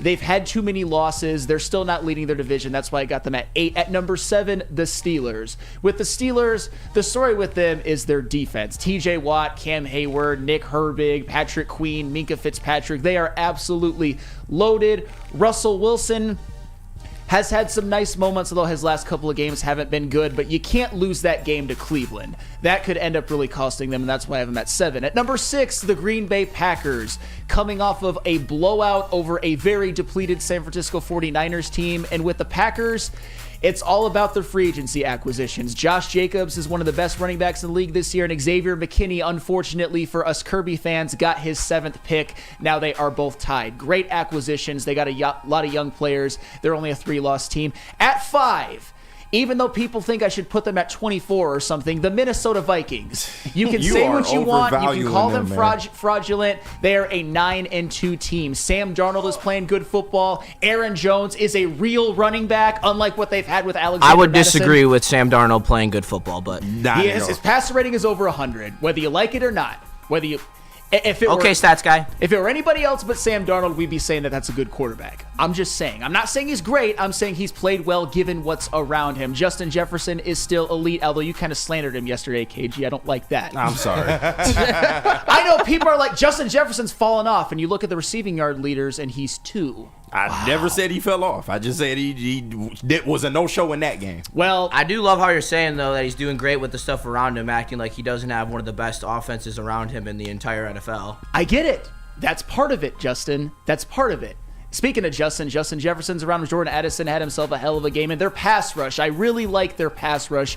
Van Ginkel, Grenard, Pat Jones. I think that's given them a lot of a bump this year. That's why I got him at 5. Number 4, the Philadelphia Eagles. They just continue to win. Saquon Barkley has entered the MVP discussion. When A.J. Brown's healthy, they've been undefeated, and Jalen Hurts has played a lot better. And their defense, shout out to those 2 rookie corners. They're not a lot of those guys, like the Nakobe Deans, the Nolan Smiths, the Cooper DeJeans, and the Quinyon Mitchell, those young guys have Jalen Carter. They've kind of come to fruition and created a formidable defense. At number 3, the Buffalo Bills. You know I was high on them before the season. Josh Allen's playing MVP football. Their defensive line has really stepped up, led by a Greg Russo. Von Miller turning back the clock a bit. They've withstood some of their losses in the offseason, and they are probably the safest bet right now to win their respective division because it's so bad and they're 9-2. At number 2, even though people would probably want me to put them at about 26, is it 26 or 15? We 15? want you to put them at 3, Sam, where they deserve to be. Oh, I know. Big drop from 2 to 3. I get it. They game-winning field goal at Carolina. That's not what you would call impressive. Their defense struggled. Keep capping for your man. Their defense struggled. Patrick Mahomes played a good game, though. He played one of his better games of the year. He did. And when it was time to lock in at crunch time, he led them to a game-winning drive. Just win, baby. It is survive in advance. And honestly, I think the Chiefs are a little bored. And the reason I can use that excuse is because they're 3-time Super Bowl champions in the last 5 years. And at number 1, obviously the Detroit Lions. They're the best team in the NFL. What more can you say about them? They're not just beating teams. When it comes to the inferior teams, they're bludgeoning them. They had a boring 18-point win on the road following a 52-6 win. Every good team they faced where they were expected to possibly lose, like the Vikings and the Texans, they still end up winning. They've withstood all of the injuries. They are the no doubt number 1 team. That is my list. I'm sure it's created some discussion in the chat, and KG is up next. The Chiefs are bored? What? Yeah. Like, what do you mean? Dude, you like the Golden State Warriors. How often have they used that talking point that they're bored and it's just turn on and turn off? But they literally almost lost to the Panthers. Almost. The Bryce Young-led Panthers. When it was time to lock in, though. They keep almost losing to weak-ass teams. Put some respect on Bryce Young's name. He actually played a great game. Yes, he did. Like, if you watch the game, he actually made some elite-level throws. So, like, let's just call it how it is. Justin, you are correct. You're correct. Against an elite defense. Yeah. Say what you will. No, go ahead. I'll just say I'll defend Sam a little bit here. I'd have the Eagles over the Chiefs, but like to have the Chiefs up there, I mean, it doesn't matter how they ask. They don't ask how, they ask how many, and they just keep winning. Like winning ugly is still winning. Yep. I would have the Chiefs at 2. What? Come at him. Come at him. Get your pitchforks. Pitchforks and come up. I'll join you right there, Flannel, because you know what? We all know what's gonna happen come playoff time. If it's in KC or if it's in Buffalo, it doesn't matter. Patrick Mahomes is going to beat Josh Allen at the end of the day, and the Bills are going to go home. So I have the Chiefs at 2. We are talking about the regular season right now, and I don't like to it's go power just rankings. Off the wins. Who I think is better. I hear you, but I don't like to just go off wins. I like to go off the quality of football being played right now. And you can go ahead and flash that list up, the better list, of course. Because Sam is just, to me, he's overvaluing what the Vikings are doing right now. But it is what it is. Where do you have them? We'll get to it. 32? Oh, you have them at 8. Oh, my God. Here we go. Here we go. At number 10, the Houston Texans. And, I was surprised by the Falcons pick because I think they're fraudulent. I do understand they lead their division, but the Houston Texans lead their division as well, and they are just the better football team. They lost at home to the Titans, dude. Listen, I'm gonna get to it. They are starting to sputter. The offense hasn't looked great. CJ Stroud's been struggling a bit. They have to get it on track, or else they will be off this list next week. They've lost, to the Titans last week at home and lost 3 of their last 4. But despite that, they still lead that horrible division. At number 9, I have the LA Chargers, man, and they would have been higher if they had not lost last night, man. Lost a tough one to the Ravens, but offensively, they just a little bit inconsistent right now. But despite all that, I still think they're a team on the rise. I love what Jim Harbaugh is doing with them. Watch out for them towards the end of the year, man. But at number 8, I have your Minnesota Vikings, Sam's Minnesota Vikings. And listen, man, they have just played entirely too many close games with weak teams. I'm sorry. I just can't do it, man. The Titans, the Jags, the Colts, Sam Darnold, I know his numbers look okay, but overall, he has not played good, and he has almost cost this team games. Despite that, they still have a winning record, so it is what it is, but they are number 8 on my list. At number 7, I have the Pittsburgh Steelers, man. And listen, they lost to the ordained Jameis Winston-led Cleveland Browns. Listen, when you fighting against God, it's a losing battle. I hate that guy. You gotta give it up, man. Sometimes you gotta get Kool-Aid. No, he a religious man. Sometimes you gotta give it up to God, man. And that's what Jameis Winston is. But I mean, offensively, they are way inconsistent. I do like, what the defense has done, keeping them in ball games, but ultimately they will be there at the end. I believe they have 8 wins as well. At number 6, we have the Green Bay Packers. Now, they were off my list last week. They catapulted this week. You got to give it up to them, man. They got 2 wins off of their bye. They're starting to look good. They dominated the 49ers. I think that's more so the 49ers than them, because I think it's the 49ers are almost at the end of their rope, but it's an impactful win nonetheless. At number 5, the Ravens, and I would have them lower if they had not gotten that win last night, Sam. But defensively, they looked better last night, but they have got to get it together defensively. I will keep harping on that. But when you have a run game like what they got with Derrick Henry and Lamar Jackson, they just gonna find ways to win. At number 4, the Eagles. I really wanted to put the Eagles above the Chiefs because I just think they're playing a better brand of football, but I held off. But what they've done since getting healthy has been absolutely amazing. Saquon Barkley, what can you say about the man? He's an MVP candidate at this point, going crazy. Jalen Hurts has not, put this team in a compromising position, and the defense is starting to wake up for Philadelphia. At number 3, you got your damn Chiefs. I mean, you can say what you want about them. They are getting the wins. I will never take that away from them. But at the same time, the quality of football is just not there. There is no way in hell you are supposed to struggle with the Carolina Panthers. But KG, they're bored. Yeah, apparently. They're bored. I'm bored too. I'm bored of watching them play football. Interesting. Listen, last week. Listen, you give them all the credit in the world. They are a Super Bowl champion. This regular season, they are a fraudulent 9-win team, in my opinion. At number 2, the Bills. We know they had a bye week, but still, until somebody dethrones the Bills, which will be us, you got to leave them at 2, man. Josh Allen is just playing amazing football right now. And at number 1, the Lions. And we talk about the Lions every day. Y'all know what it is. Yeah. Best team in football. I like that. Best team Pop in football. your collar. It's the Detroit Lions, and they give us the opportunity to be as magnanimous as we want to be about them, man. Hey, you know what? A couple good lists. I want to take a quick break. Come back. We can dissect a little bit more. I know the chat family's probably going in as well. And if they could, chat family, if you guys want to call in that number, I did put it in the chat. If you have something to say about any of the topics we talked about, including this segment right here where Flannel and KG have revealed their top 10 lists. And I'll just put that number out there again as well. The number is 313-552-6322 to call in. 313-552-6322. Yes. Hey, let's go. Let's get into the next segment. And that is on me as well. It's the New Holland Brewing Company watch party and post-game show live at Hayes Social in Shelby Township. And we want you guys out there. I'm telling you, it's the only place to be to watch Lions games. If you're not in the arena, then you want to be at Hayes Social with your Woodward Sports family. We get things kicked off with the watch party. The big fellas, the heavyweights, man. Spit more racks and speak easy, baby. Hayes Social in Shelby Township, man. All of the instant reactions, we go viral, and we want you guys there too. The atmosphere is incredible. The food is great. The drinks are great as well. And right after that, we get things kicked off with the post-game show hosted by Stick and Anson. Instant analysis right away. And we get you involved. We get you and Mike. We get you on the show. So if you're there in person, we get you on camera. If you're at home, you get to call in as well. All of this only on Detroit's #1 sports network, Woodward Sports. Brought to you by Tangerine Space Machine, Taller Your Local Laundry, 1800 Tequila, Soroki's, and Sabbath Coffee.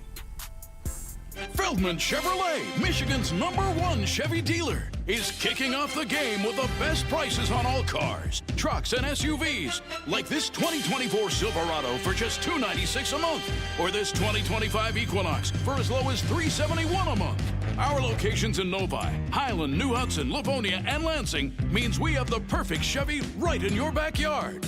Get the home team advantage every day at Feldman Chevrolet, Michigan's #1 Chevy dealer.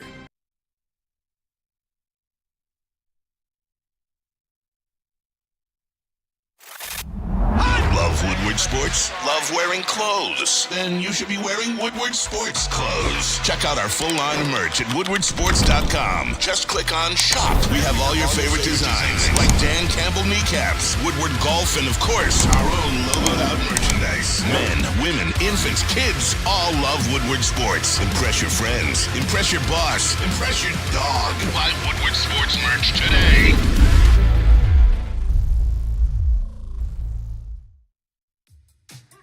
How do people feel about getting a Planet Fitness membership for $15 a month? How do they like working out in a clean and spacious gym that's filled with equipment for every workout? And how about free fitness training in the judgment-free zone that leaves them feeling energized all day long? Join Planet Fitness today with the free PF app, online or in club, and start getting that big fitness energy for $15 a month. Congratulations to the real Coach of the Year, Motor City Dan Campbell. Just put your head down and go to work. It's about to be fun, man. It's about to be fun. Woodward Sports. 1800 Tequila, official tequila of Woodward Sports Lions watch parties and post-game show. Join 1800 Tequila at Woodward Sports every Lions game, live at Hayes Social in Shelby Township, and celebrate the wins with smooth 1800 Tequila. Proud sponsor of your Detroit Lions. 1800 Tequila, the best taste in tequila. Drink responsibly. And I don't know if these two go together, but Soroki's. Look, we already told you Soroki's is taking over Michigan. So now check out their new Fenton and Heartland locations today. Don't miss out on their grand opening in Fenton on December 5th and in Heartland on December 12th from 4 to 8 p.m. Enjoy exclusive giveaways, a chance to win free Soroki's for a year, a whole year, and the cheapest gas you will find in the state of Michigan. Come out and enjoy the fun, food, and unbeatable deals at Soroki's Crispy Chicken and Pizza this December. Hey, what up, though, people? We are back. It is Wake Up Woodward. Thank you guys for kicking off today with the crew. Ryan's reaction, I see you. He asks, is Hayes open for Thanksgiving? That's the only game that we're not going to be actually broadcasting. We will be in studio, though. All of our broadcasts will be going on. We will be in studio. I was sitting here wondering, maybe I'm going to talk to Stick to see if, you know, some of, maybe we have some type of drawing raffle. If somebody's just like, you know what, I want to come and kick it with you guys for the watch party in studio, maybe we'll make something happen. We'll have to see. Believe Stick invited everybody to the studio. Stick? Yeah, I believe he did. Yeah, but I mean for our chat family. Well, I'm going to see, and then maybe tomorrow if we can, we'll definitely do something. All right. We'll do some way that we pick a couple people who want to come. If you guys are interested in being here for the watch party, it just say something. I know it's Thanksgiving, but hey, we're family too, right? Yep. And I know that we open up the phone lines. We got to discuss those two lists, the top 10 lists, as well as, because I know during the break, like we tell you guys all the time, you guys are missing so much during those breaks. We all got into it about these top 10 lists. But I know we got somebody on the phone lines right now. Yeah, we do. I didn't catch his name, but you on Wake Up Woodward, bro. What's going on? What up, though? Is he there with us? Yeah, he's on. All right, we gonna try to call again. Try to call back. All right, dope. Yeah, dope. But I know with the with those lists, when we compare you to both of you guys' lists, it's not much difference on there. The differences lie with how you guys view, and this happens weekly.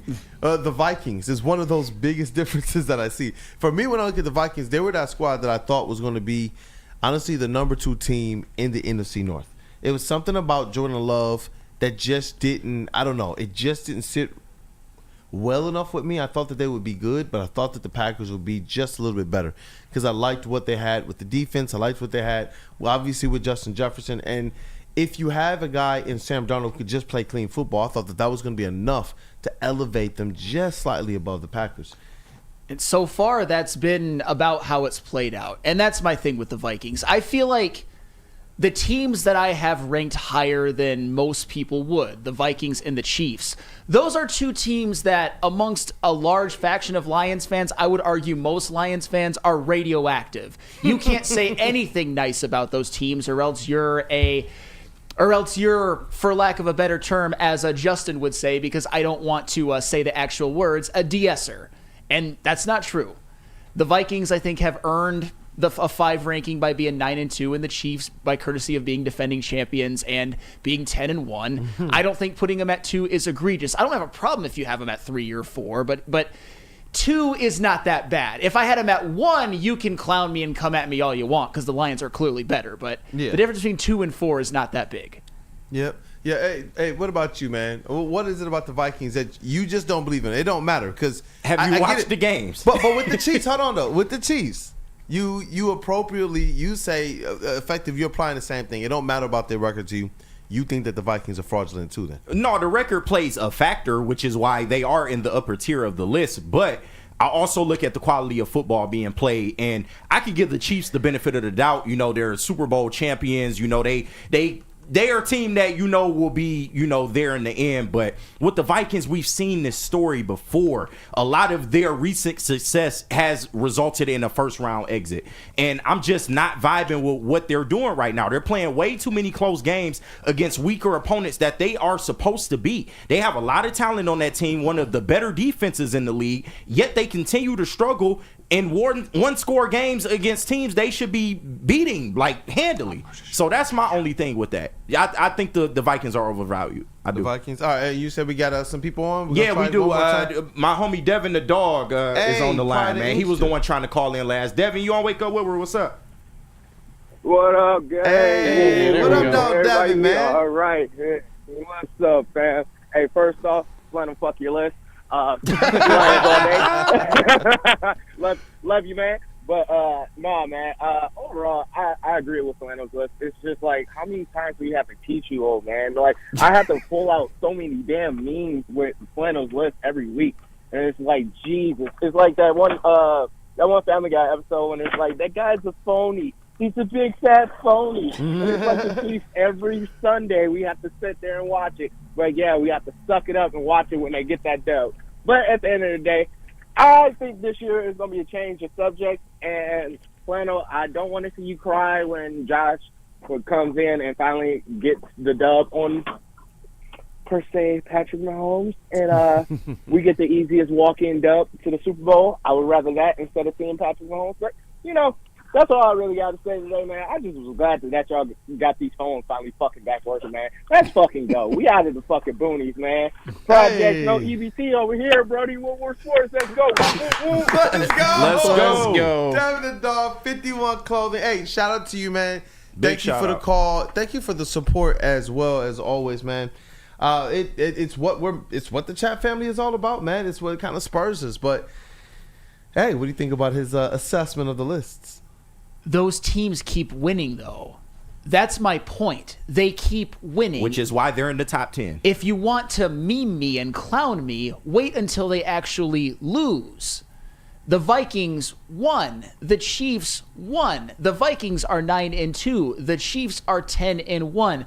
I'm not saying that either of them have looked as impressive as the Lions, not even close. But if you want to clown me, if you want to be like, oh, I love you, but fuck you, fuck you, fuck you, and fuck you, wait until they lose, Devin. Not your best call. Still value you, but not your best call.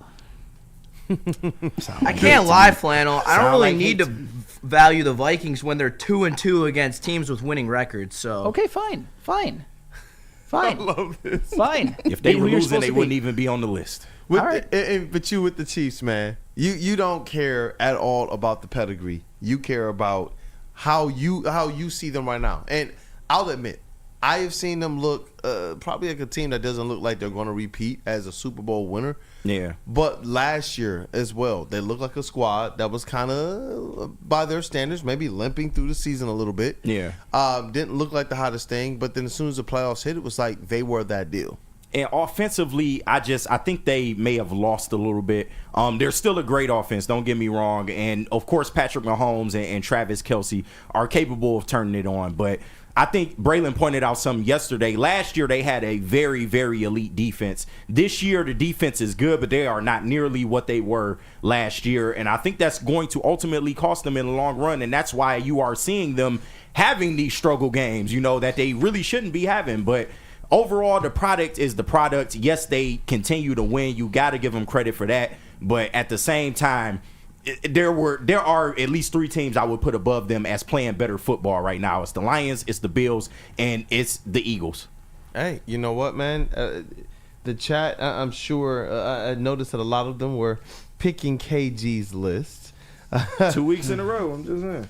How you feel about that before we get to the next segment? Well, I'm not surprised. I'm not surprised. Hey. I mean, trust me, I've got my own qualms with I believe that a lot of y'all, when it comes to the Vikings, are kneel and stick bots. They've got you convinced that the Lions blew out a poverty team on the road by 40, when in reality, they got a nice win over a good team. That's all I'm saying. Shout out to Byron for the $5 super chat as well. The Vikings are Penn State.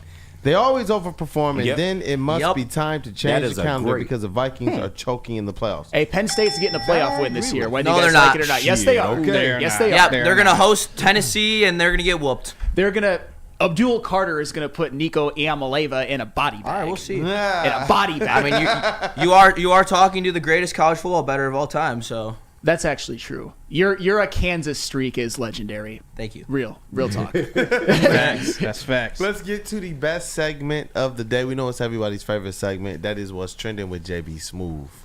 Let's rock, man. But let's go. We got to hear from a few friends first. Who should we hear from, JB Smooth? I got to tell you about New Holland, and you got to tell them about Second Best. Hey, so I'll start this off right here. That New Holland Tangerine Space Machine. The new easy drinking IPA that is out of this world. It's smooth, it's juicy with refreshing crushability. Take your taste buds to the moon with Tangerine Space Machine. And I don't know if you guys know this, but this is the official beer of outer space. They have this on tap on the moon right now, which Milan might get punted to. We never know. But just saying. And you know where else they have this on tap at? Where? Second Best Bar. Wow. Hey, want to know where the best pregame Lions party is going to be December 5th? Hey, join us at Detroit's very own Second Best Bars, right in the middle of the action in downtown Detroit, located on 42 Watson Street. And it is the ultimate fan experience. You get to enjoy a little bit of smooth Tullamore Dew Irish whiskey while you enjoy the Woodward Sports pregame show. Only at Second Best Bar. Come get some. Walk into any Lady Jane's Haircuts for Men today. Open 7 days a week. Sit back, relax, and enjoy precision haircut, scalp massage, hot leather neck shave, and hot towel treatment from one of our talented stylists. Step up your game this season and take advantage of our $20 haircut special. Scan the QR code and get your coupon today. Lady Jane's Haircuts for Men, the ultimate haircut experience. Open 7 days a week. Walk-ins always welcome. Lady Jane's Haircuts for Men. It's wicked awesome. The most talked about Detroit media by other Detroit media. And we love it. It's the Woodward Sports Network. Stop searching for a vehicle and start finding one. Les Stanford Chevrolet Cadillac makes it easy. We harness the power of multiple dealerships and own the biggest selection of GM brands in the area to get you the car you need. With the Les Stanford Group, you'll have access to 4 different dealerships, providing you with more makes, more models, and more choices. We're connected to more than 1,000 vehicles. And with so many high-quality CPO vehicles available, you'll find new car quality at pre-owned prices. You can start and end your search at lesstanford.com today. Thank you to all the fans for making Woodward Sports your #1 online destination for Detroit sports. We promise not to drop the ball. Dreaming of a new home but feeling the financial pinch? Mark White & Associates, your trusted real estate experts, are here to help. Mark White and his team will pay up to $5,000 of your closing costs. That's right, I said $5,000. Call Mark White & Associates today at 248-290-8242 or visit them at markwhitesells.com. Again, call Mark White today at 248-290-8242 to make your dreams come true. Hey, and we are back, and it's time for everybody's favorite What's Trending. I think it's time to spark up Word to Dispo. Let's Brother get it. JB. And now it's time for the most electrifying segment on the internet. Bum, bum, bum. It's What's Trending with JB. Live on Wake Up Woodward. The big titty man himself, Jay Bizzle. Let's ride. Boulders. Big titty smooth. Boulders. I like the over-the-shoulder boulders. Not gonna lie. JB stands for Jumbo Boulders. Jumbo boobies. What did you say? What the? Shout out Chase, bro. Shout out Chase. I don't even know what's going on. Jumbo boobies. That's what's going on. My boy Jumbo Boobies over there. I don't even know what's going on right now, but For a drop, dog. Jumbo boobies. Jesus.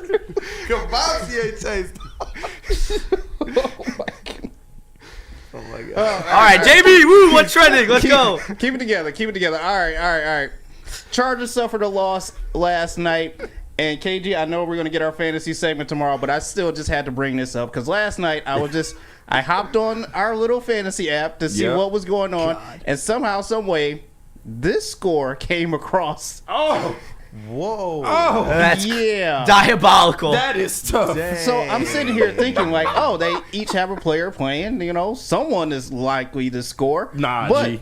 with the fourth quarter, with 2 minutes left, neither one of their Flannel lost points. Flannel lost points on the field actually scored a point. Quentin Johnson had 5 targets and didn't catch any of them. That's including crazy. Isaiah Likely didn't even get thrown to that game. That is crazy. Including about as bad as a drop as you're ever going to see. That's Not only did it tough. F my fantasy team, it F the Chargers' chances. It was 3rd and 6 right in his hands. It's an easy 15 if he catches it.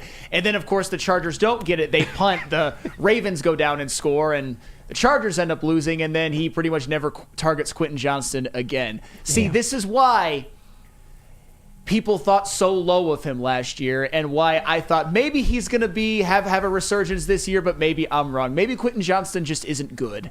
I'm starting to lean towards that right now. Yeah. Even though I still have nightmares of him streaking down the field against Michigan in the damn Fiesta Bowl. Yeah, he's an athlete merchant. I'm waiting for KG to somehow take credit for this win somehow. Oh, no, I did gift you a win. I started your winning streak, so you're welcome. You're right, I did beat you, correct. That's fine, but I gifted you a win and it didn't affect me in the standings, so you're welcome. I'm giving charity to the poor is what I'm doing. All right, we'll see you in the fantasy segment tomorrow, guys. Yeah. We'll see what happens in the fantasy segment tomorrow, but I just had to show you guys that as well, too. That's tough. I know. It's a tough one. It's a tough titty to lose to and Chargers like that, but you know what else is tough to lose to? Getting a hit like this. Oh! That's on the quarterback, bro. Goodness! His quarterback set him up to get killed. Who's the quarterback? Stafford? It's like that pass is entirely too high. Goodness. Looks like he lands in bounds, though. Yeah, it was a good catch. I mean, he lands in bounds, but like, what damage is done? Yeah, like he landed on his head, bro, and flipped off. Yeah. Like that's his hip too. I hope he's all right. Yeah, That's good hit. Damn. Yeah, Good hit. it's a clean hit for sure. But Right when he touches the ball, just Dax him. Quarterback got to get that ball. That's down. gritty. That's a Dan Campbell guy right there. The smarter football play would have been hit him out of bounds so he doesn't make the catch. Yeah, no, that's a Dan Campbell guy through and through. Damn. It's rough to see, especially from another Chargers team as well like that. You guys, Christmas time is coming up, so everyone is getting their trees prepared as well too. I just hope this man has enough string to tie down his Christmas tree. What? Oh my goodness! Is that Ryan Lentz? Look at that. That's Ryan Lentz right there. Is that or is that not Ryan Lentz? I'm not mad. So this is a guy trying to tie his tree down, as you often do when you get a new one. Why don't it's you just not throw it looking in the so trunk well. at that point? Yeah, it's a small tree. You really could have thrown it in the trunk. He wanted to make sure he was driving secure. Come on. Look at that, so dog. Ryan My Lentz. man It's not driving even past funny. him laughing is hilarious. But, I mean, this is the smart play because we all know, especially with real Christmas trees, the maintenance and the cleanup is just ridiculous, man. I can't stand real actual trees, so I'm That's good. little D energy with that tree. I'm big fan. I gotta. KG Scrooge over here. Yep, I gotta you ask damn Ryan right. why Scrooge he McDuck. why he got K that. Grinch over there. K Grinch. The same as. Yeah, we're gonna need that mocked up, JB. K Grinch for the holidays for KG Grinch. over there. I'm with that. I got you. So right. And I'm going to steal Christmas and not give it back, so it's fine. Man. My Christmas not punk. You are a true Grinch over there. But all right, finally, I will end what's trending with this. Execution, 100%. Landing, not so much.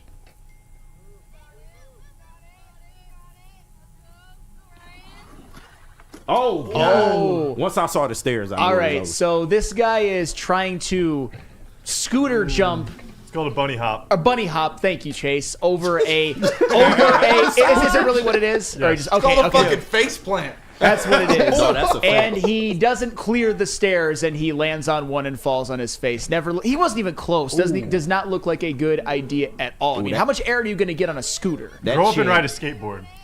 I mean, he would have had a better chance of getting that if it were on a skateboard. That's for sure. I mean, he almost made it. He just got caught on that last step, but shit, his chin drug across the pavement. I know that shit hurt. He's wasted. He's vertically challenged. He's white. I mean, how do you expect him to make that jump? I mean, yeah. Well, he's got his friends in the background.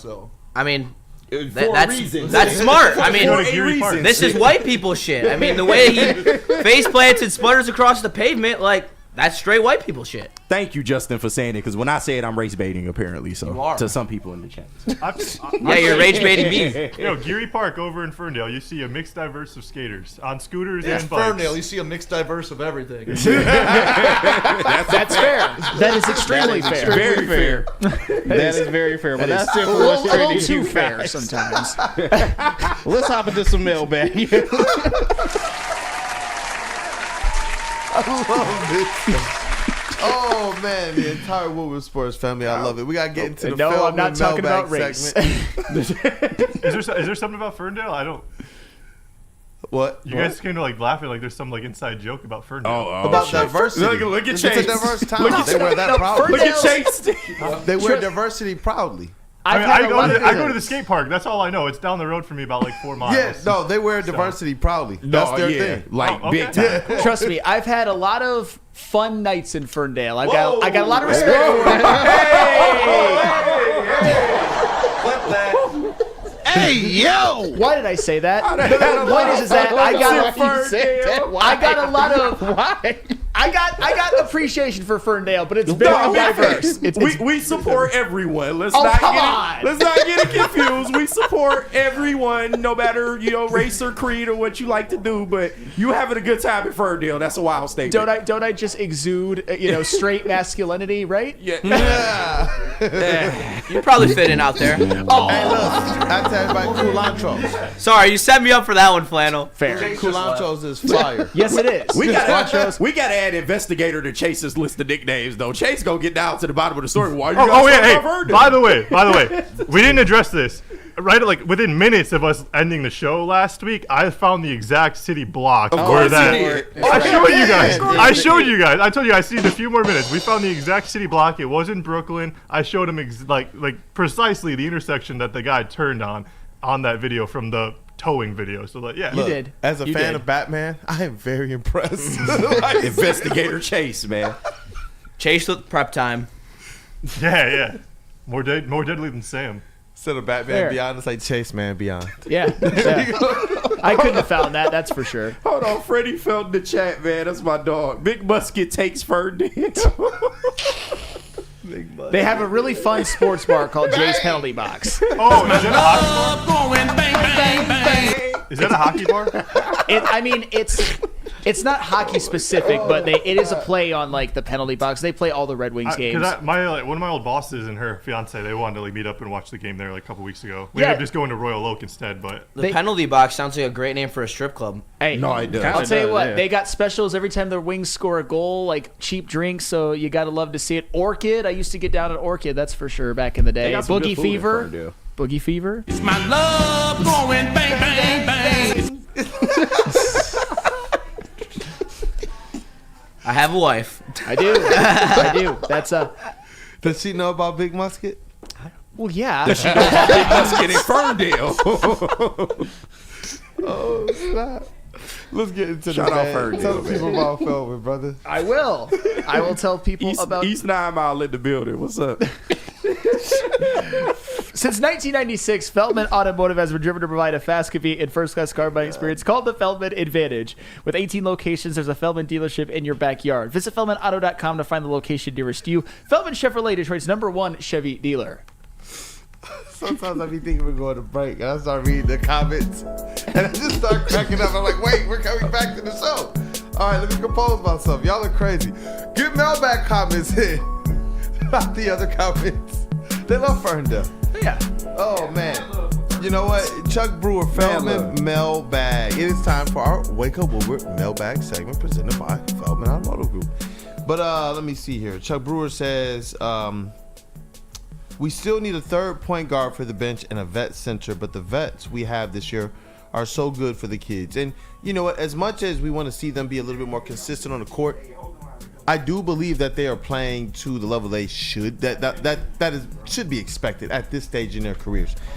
If we're gonna have like a 2 and a 3, it needs to be Jaden Ivey and somebody else who that is their bona fide job to do. But I do agree with this notion more so than even a vet center. I think we have enough with our bigs. They have to play to their potential. But what we don't have is that extra facilitator on the team. Like, it's their job. Not one who's learning to do it. I know what we want out of Asar, but that surefire kind of what Chris Paul did for the Phoenix Suns and for OKC and for Houston. The Pistons need that type of a third guard on their team. Yeah, like what DJ Augustine was or somebody like that. Yeah. Just somebody like that. Yeah. What I will say, though, is, you know, what Marcus Sasser has done in the minutes that he's played, though, he's giving you a spark on offense, man. And I know he isn't the ideal backup point guard that you want because of his size and everything defensively, but what he's doing offensively, man, you got to commend him, man. He's made the most of his minutes so far. But that's the thing. It's because JB Bicker's staff, they tried to see what he could be as a point guard. Yeah. They did it in summer league. They did it through preseason. They did it in the beginning of the season, realized this ain't working, and they pivoted. Mm-hmm. So now they have him in lineups where he's playing with a lead ball handler, and it's allowing him to just be a combo guard. Yeah. He should just be gas.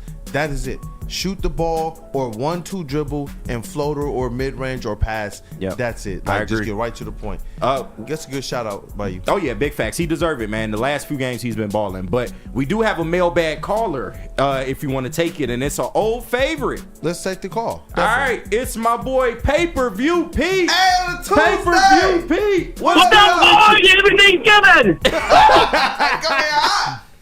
I expect nothing less, Pete. Lions are going to win on Thanksgiving.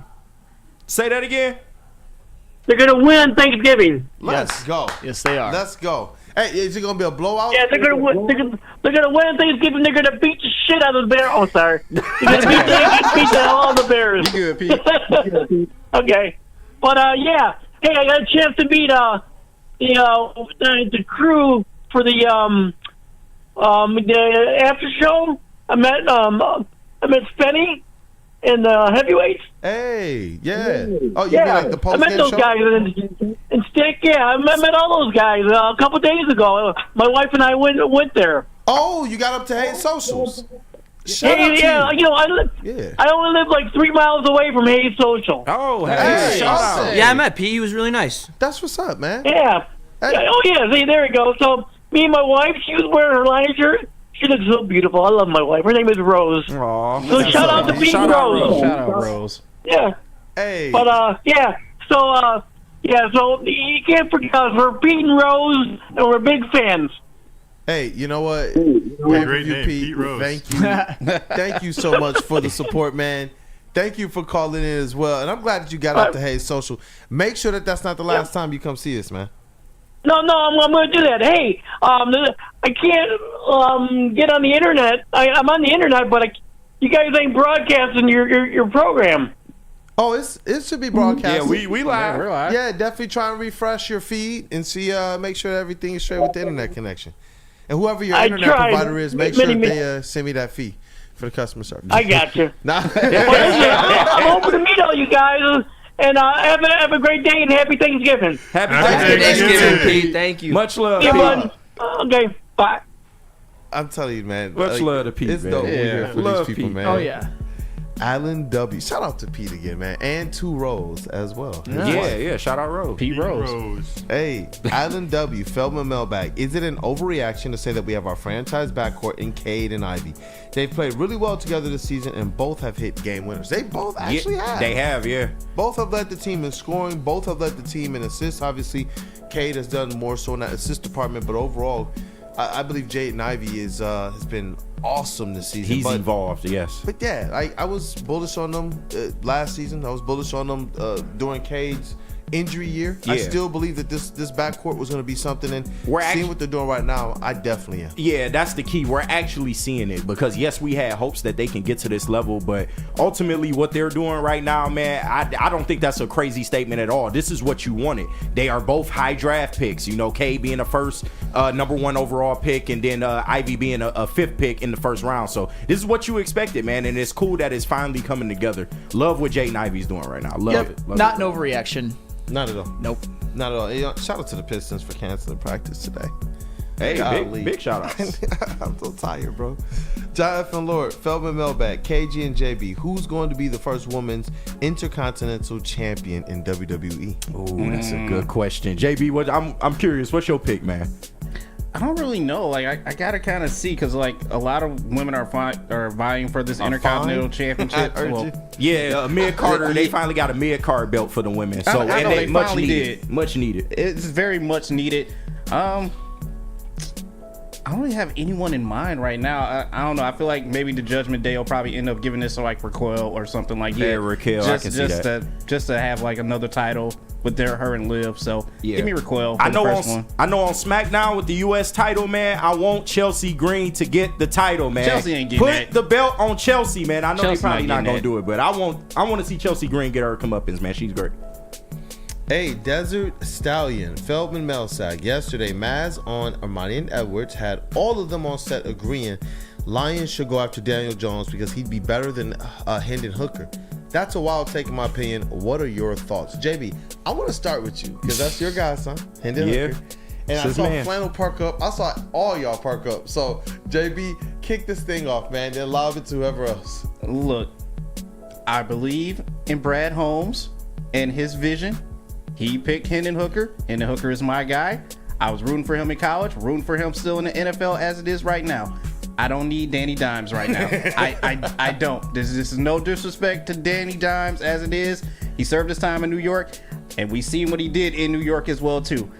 I know he didn't have a lot to work with. Coming here would be amazing for him, but still at the same time, I don't need it. I don't need you to be over here, and I don't need you to team hobo hop just to try and get a ring. So you just keep that on the couch, or if you want to go to the Raiders or wherever hell else you want to go, but I don't need it in Detroit. I'm just saying. Anyone else can take over. I mean, I think right now he's better than Hendon Hooker.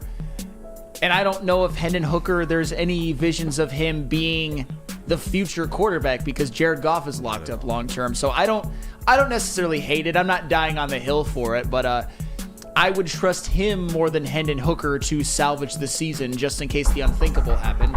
Yeah, and say what you want, he's won a playoff game. I mean, and what we can say about him, although I think he can't play, I don't think it's the worst move in the world. One, because you're getting him on a real cheap contract if he does come here.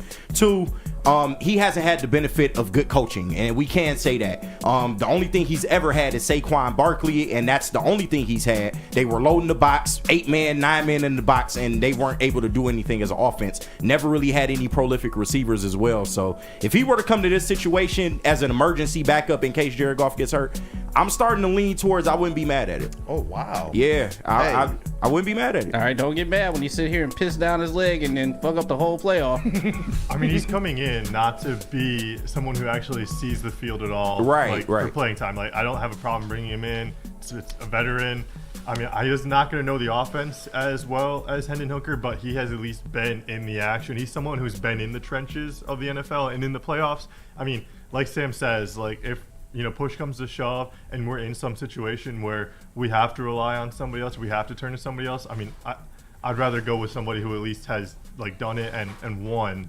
I think there's a ceiling there for sure. But either way we go, like behind Jared Goff, like there's going to be a ceiling, and I don't even want to talk about it. But JB, when you went Ben Johnson and Mark Brunell, that could be the difference. That's all I'm saying. He hasn't had any coaches like that. Hey, if he wants to come here and learn and maybe get Jared Goff his orange slices for the game, that's fine. I'm cool with that. I hear you. Just don't see the field. Yeah. I'm going to be more direct than that, and I'm with you. I echo the don't see the field thing, but I want to sign Daniel Jones completely, straight up. I think that is a no. Hendon Hooker isn't ready. Yeah, every time we've seen Hendon Hooker this year, he does not look ready, especially in a playoff game. Yeah. Hendon Hooker will get eaten alive in a playoff game, and I don't want to be put in a situation where this team couldn't deal with a minor Goff injury and still move forward with Daniel Jones, someone who has won a playoff game, someone who they can make this offense work with Daniel Jones. They could use his mobility. Yep. They could make play-action throws to find open windows for him and make the reads easy. This offense is still a juggernaut with the weapons around him. It probably would look more, unfortunately, like the Sam Darnold Vikings, but it would still be serviceable enough to win a first or second round playoff game, most likely. I agree. Man, you know what? It seemed like everybody, almost a sweep. I know JB Smooth. You rocking with Hendon Hooker. I'm still rocking with Hooker. Let Hook cook, man. How can you say he's ready, though, after what you've seen so far in the preseason and the couple reps he's gotten in these blowout games?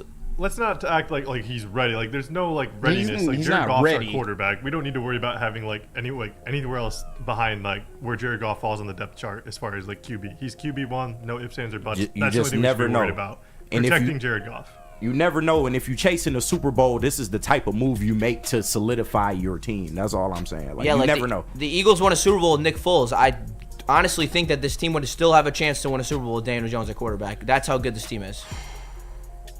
If Nick Foles can do it, how good this roster is, there's no reason why Daniel Jones couldn't come close. Don't know if this is true. Steve Wiles in the chat. You get a comp pick when he signs someplace else next year. That alone is worth it. So something to consider. Have to confirm that. I got to confirm that, but it's something to consider if it's true. Shot 216. Is it time for Reggie Jackson and Andre Drummond Pistons returns as vets? Honestly, yes. What? Reggie Jackson and Andre Drummond right now would be exactly what this team needs. You give me a double-double machine that's going to give you some type of paint present off the bench. You give me a point guard that can run the point guard effectively, knock down some open shots off the bench. I don't want to see that shit. Yeah, I don't want to see that either. I'm sorry, man. I liked seeing it when it was here. I'm with you. It was better when it was here. Kool-Aid, I'm with you. I see the value. I see the value you're bringing in. Yeah, they you can't have both. You can pick one. Drummond. I'm picking Drummond. Drummond all day. I'm good on Reggie. What is Reggie doing for you right now? We got Marcus Sasser. What is Reggie doing for you? I haven't looked at what he has been doing, but the Reggie Jackson that he's been since he left the Pistons, if you're getting some marginal portion of that player, I would take that over what the backup point guard options have been right now. True, but didn't Russell Westbrook take his job in Denver? I mean, that's going to be the NBA pecking order. Yeah. They still honor that hierarchy for better or worse. We've seen our players on the other end of that, so it's like, I don't know. Russ, He's one of those guys at the NBA. They give seemingly too much to, in my opinion. Yeah, I'm trying to get better. Yeah, he shouldn't have won that MVP award. I didn't want to take it from him, but you're picking up what I'm putting down. Harden got robbed. You're picking up what I'm putting down. Yeah. I would say he did. He had a better record. He was 1 rebound off from averaging a triple-double, and they worked him in the playoffs. Like, there's no way you can cut it up and say that Russell Westbrook deserved the MVP. But Russ did it on his own. It don't though. matter. He wasn't the MVP. I Harden. hear you. Harden listen, I'm not necessarily disputing you, but to say he just outright didn't deserve, I think that's a bit strong. Didn't. Just a bit, because he did carry that OKC team by himself. Dude, they padded his stats. They were like Steven Adams was willingly not grabbing rebounds so that he could get the triple double. Hey, I hear you, man. I hear you. I'm gonna end this one. I have 2. 1 Red Wings 1 Michigan 1, and we call it a show. Let's go. Eric Allen, Feldman Mailbag. If Joel Quenneville can be had to replace Alon, would he take this Red Wings team to the playoffs and maybe get this team on a run like 2019 Blues team?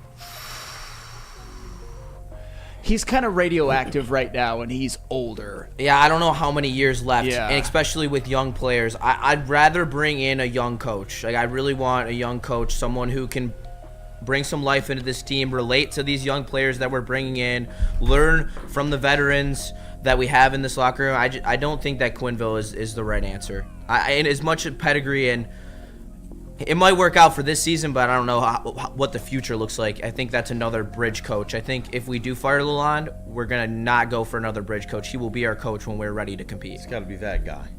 It's got to be that kind of Larry Brown pick. But yeah, I mean, bridge coach. As a bridge coach, I could see it working out, but I agree with Justin. He had his day. He's a Hall of Fame coach, one of the best to ever do it, but he's almost 70. Hey, and you know what? We'll end it on a fun one. CK, hashtag Feldman Mailbag. Am I crazy for thinking the boys in blue will beat Ohio Saturday? As long as Ryan Day is there, we will always have a chance. And this is all caps. Go blue! That ain't happening. You crazy, bro. Yeah. I'm sorry. I think he's a little bit crazy. But I see a path. Don't get me wrong. My issue is, say what you want about Ohio State and some of their deficiencies, how they may be perceived as soft. I don't know how Michigan scores enough. That's what I'm worried about. I could see Kenneth Grant and Mason Graham really wrecking a couple Davis of plays. Warren legacy game. Well, I can tell you. Like, come on. Smirk, bro. I can tell you what. To be completely honest with you, the Ohio State offensive line is in absolute shambles. They have 2 injuries right now to their left tackle and their center. If Michigan has any path to do anything, it is through their defensive line and completely owning the line of scrimmage. If they do that, they have a chance to keep it close. All right. I think they'll cover. I think they'll cover. They'll I think it's way cover. too many points, but What's the spread on that? 20.5. Yeah. Or I think it moved out to 21.5. Yeah, that's I moved that's up. Oh, jeez. Look at his face. Look at his face. Wait, no. That's when you know it's. That's when you know it is Michigan derangement syndrome. When they're doing Ohio State stuff. Yeah, I did that preseason on the Ermanni and Matt show. We did the schedule breakdown. I predicted 8-4. I was the closest of anyone who did schedule predictions. I mean, all the Illinois loss from the beginning of the season. Oh, they're playing a banger up in Lady Jane's right now. I did 9-3. I kind of wish we had this chase last year while Michigan was on their way to a national championship game. Yeah. That would have been nice. Except this year, a lot of the Michigan detractors have been able to take victory laps because it's been such a bad year. Yeah. Kool-Aid, you didn't want to read Sticks' mailbag? Oh, what did he say? What is Sticks? Man, Stick, get off the chat, bro. Jaden Ivey had to improve.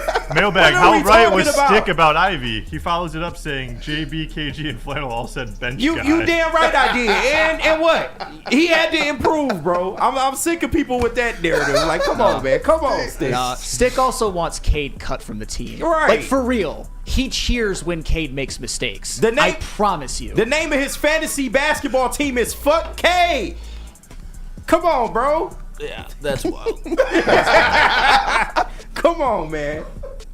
I told him straight up. I was like, how are you about to be a Pistons fan? I was with Kool-Aid because Kool-Aid was like bitching about how he has his name. And I was like, honestly, he is the biggest Pistons fan behind Kool-Aid that I know. And this man is going to ridicule a superstar and make it the name of his team. And the best part is, he's on the team. Cade is on the team. That's fuck Cade. Like, Cade is on Stick's team. That's crazy, bro. Cade, we love you here. The WUW Crew loves you, bro. We got your back, Cade. Man, look, Generational side flipper. Yeah, hey, Cade. Love you, brother. Cade Crusader, Cannon, hey, Ashton, all the crew. Coach Jay. Big facts. Ron Howard. Big Cade supporters here. We're going to talk about it. But, hey, Dante151, this will be the last one.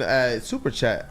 He gave us $4.99 super chat. How about we let the Red Wings hire Dan Campbell and promote Ben Johnson or Aaron Glenn as head coach? Here he for the comes. Lions. So that way, everyone Here he wins. comes. I'm here for it. Uh-oh. They could use the discipline that Dan Campbell would give. Trying to get his shit. He doesn't know the X's and O's, though. At least I don't think. Uh-oh. Here comes Stick. Listen, you say Jared Goff or Jaden Ivey, Stick appears. And I'm getting the same vibes about a bunch of fucking doubters who didn't listen, who didn't want to hear what was right in front of their face. You literally hate Cade Cunningham. Yeah, where do you guys get that from? What do you mean? What do we get it Your from? fantasy basketball name is fuck Cade Cunningham. What And do you there's mean? a backstory behind that, and that's why I came in here to explain it to everybody. Okay, so let's disregard the backstory on you wanted Cade traded. I said Just like his backstory on the Jaden Ivey, we wanted him on the bench. It's so hard to have conversations with people that don't understand simple philosophies. Oh my God. Cade Cunningham was your biggest piece. You will get the most value. That's Understood. why I said you could trade him first and get the most value. And I cited Jerry Stackhouse and I cited Grant Hill as being the most talented on the team at the time that they traded him, and the team got better. Understood. So, like, you guys took that as I hate Cade, when really I'm saying Cade is the better player. He has more value, so go out and get that value. And I understand your point and your caveat. Now, what we were saying about Jaden Ivey, at the time he was not finishing at the rim efficiently, he was not shooting the three ball efficiently, and his defense did not look like it looks this year. And you sound which a is lot why like we Easy. consider at the time, having Jared him Goff on the bench. wasn't this Jared Goff. Oh It's like, my it's God. real hard to see it across the room. It's real easy to see it when it's in your face. Oh, isn't it, okay, KG? yeah, you can victory. I think he's got you there. Real hard to see Yeah, you can victory that down, sure. I think he's got you there, KG. Like, it's the same thing. Jared Goff is always a good quarterback. It didn't just it's not happen the same this thing. year, guys. It is Jaden not the Ivey's same always thing. been a good basketball player. Didn't just. but Nobody anyways, said he was bad. We said he needed to improve. You said put him on the bench. But at the sixth Do you man, put good do players you on the realize bench? the sixth man Shut in the up. NBA gets starter minutes? Like, what are we talking about? We said put him at the six. You said put him on the bench. Yes, which is the sixth man Which that is the gets bench. starter minutes. Which is the bench. Kool-Aid, can you confirm that six men in the NBA get starter minutes? They do get started minutes. That's great. Great. Name So- one sixth man you want starting on your team. He's got you there. Crickets, Neil. You see this? This is what you try to educate the youngins. And You so educate back me to on the name of my nothing, man. team. You hate Cade, our franchise player, bro. I don't hate Cade. I Yes, think he's you the best do. player on the team. I You thought he had said the most Cade value to doesn't do trade. enough. You said Cade does not provide enough. He doesn't. I said play Cade has good a lot in of late game turnovers, which is situations. true. I said Cade hasn't been clutch in the fourth, which is true. All these things are true that I'm saying. It just hurts your feelings. No, and because I'm you try to sorry. make me out like I'm like sorry easy, it hurts and your then you're not feelings. finna do all I'm that. sorry all that shit Jaden with Ivey me. hit a game winner last night. No, I know I the loved first it. I person you cheered thought it of was on. me. I loved every know it. second I know of it. I'm right here, and you're like, God damn it, Jaden Ivey did it. I know I gotta hear it from Stick. I tomorrow. love Jaden I know he's Ivey. gonna What come are we in wearing talking his about? Fucking Jaden Ivey hoodie. I'm a Jaden Ivey get at fan. I've Woodward never Sports. hated Jaden Ivey.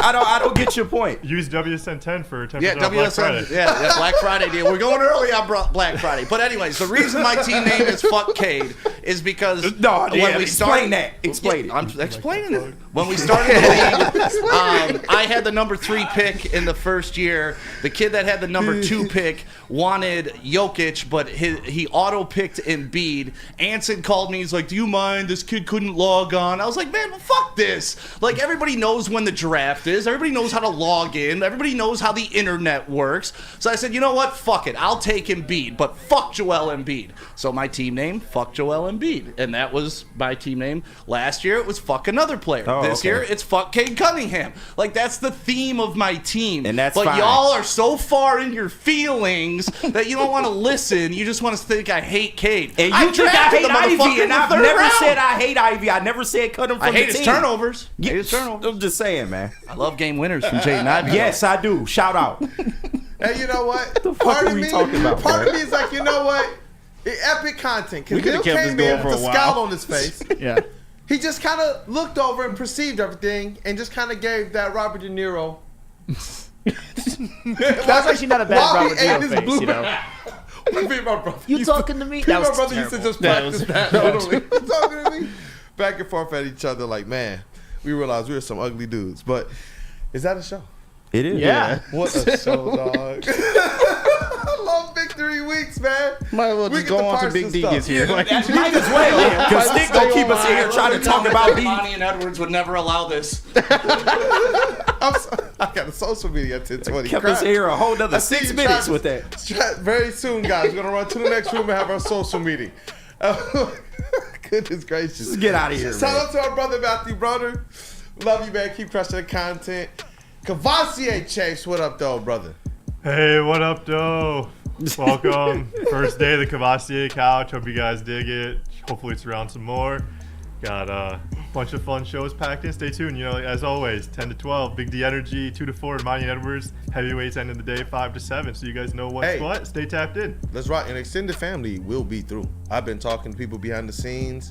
We got a litany of guests that are definitely going to be making their way to the studio, man. Shout out to that dude, Justin, in the building. It's great to have your energy in the studio this week, man. We had you all summer, and then when you went back to school, it's like we know you're still with the team, but we don't get the energy every day. So I'm glad to have you here, man. Oh, I'm so lucky to be here. I just every day, like I woke up this morning. You know, I hate waking up early, but you know, I wake up at 7 in the morning and I'm like, got this full head of energy, ready to go. I'm just so excited to be here and to be a part of just such a wonderful show and crew as the WUW Crew is, and Chat Family as well. So shout out to them and shout out to you guys. Hey, you know what, man? We are commuting today, but we have to for good reason. I had something planned, but we got Wednesday still. Shout out to this elite booth, KG, Detroit's #1 draft pick in the sound booth. What up, though, Black Hollywood? Hey, I'm gonna change my name to Fuck Wake Up Woodward because it's the theme. You know, it's the theme of the. You know, like, come on, bro. Like, there is context for a reason. Context clues, kids. But shout out to everybody. Shout out to Stick, man. I love him too, man. But Wrap it up. Wrap it up. The president is here. Shout out to Neil. We love Neil. JB Smooth, man. What up, though? Hey, I'm gonna keep it short. Just put some gravy on it. What would Ermanni and Edwards do? Oh my God! They burned the studio to the ground if you were still in here. The better the squad, the better the network. That's Flannel Sam, man. The more things change, the more Flannel stays the same. Red Wings correspondent, all things sports knower. What up, though, brother? Hey, how about the Pistons and the Red Wings go on some streaks? How about last night start something? I would love to see it. We'll see. Both got huge wins, but great show today, boys. Hey, look, it's your boy Brandon Dan, KD Trey Kool-Aid, your credential Pistons reporter and writer for the network. Damn, I'm tired. This has been Wake Up Woodward, and in like 5 minutes, you got Big D energy. So definitely stay tapped in. Smash all of the like buttons you I'm can. gonna just keep the stream live. Satisfy all of them, man. I'm here all day. Why not? Hey, it's been a show, man. Blessings to you guys. Thank you for the support. Have a great day. Damn.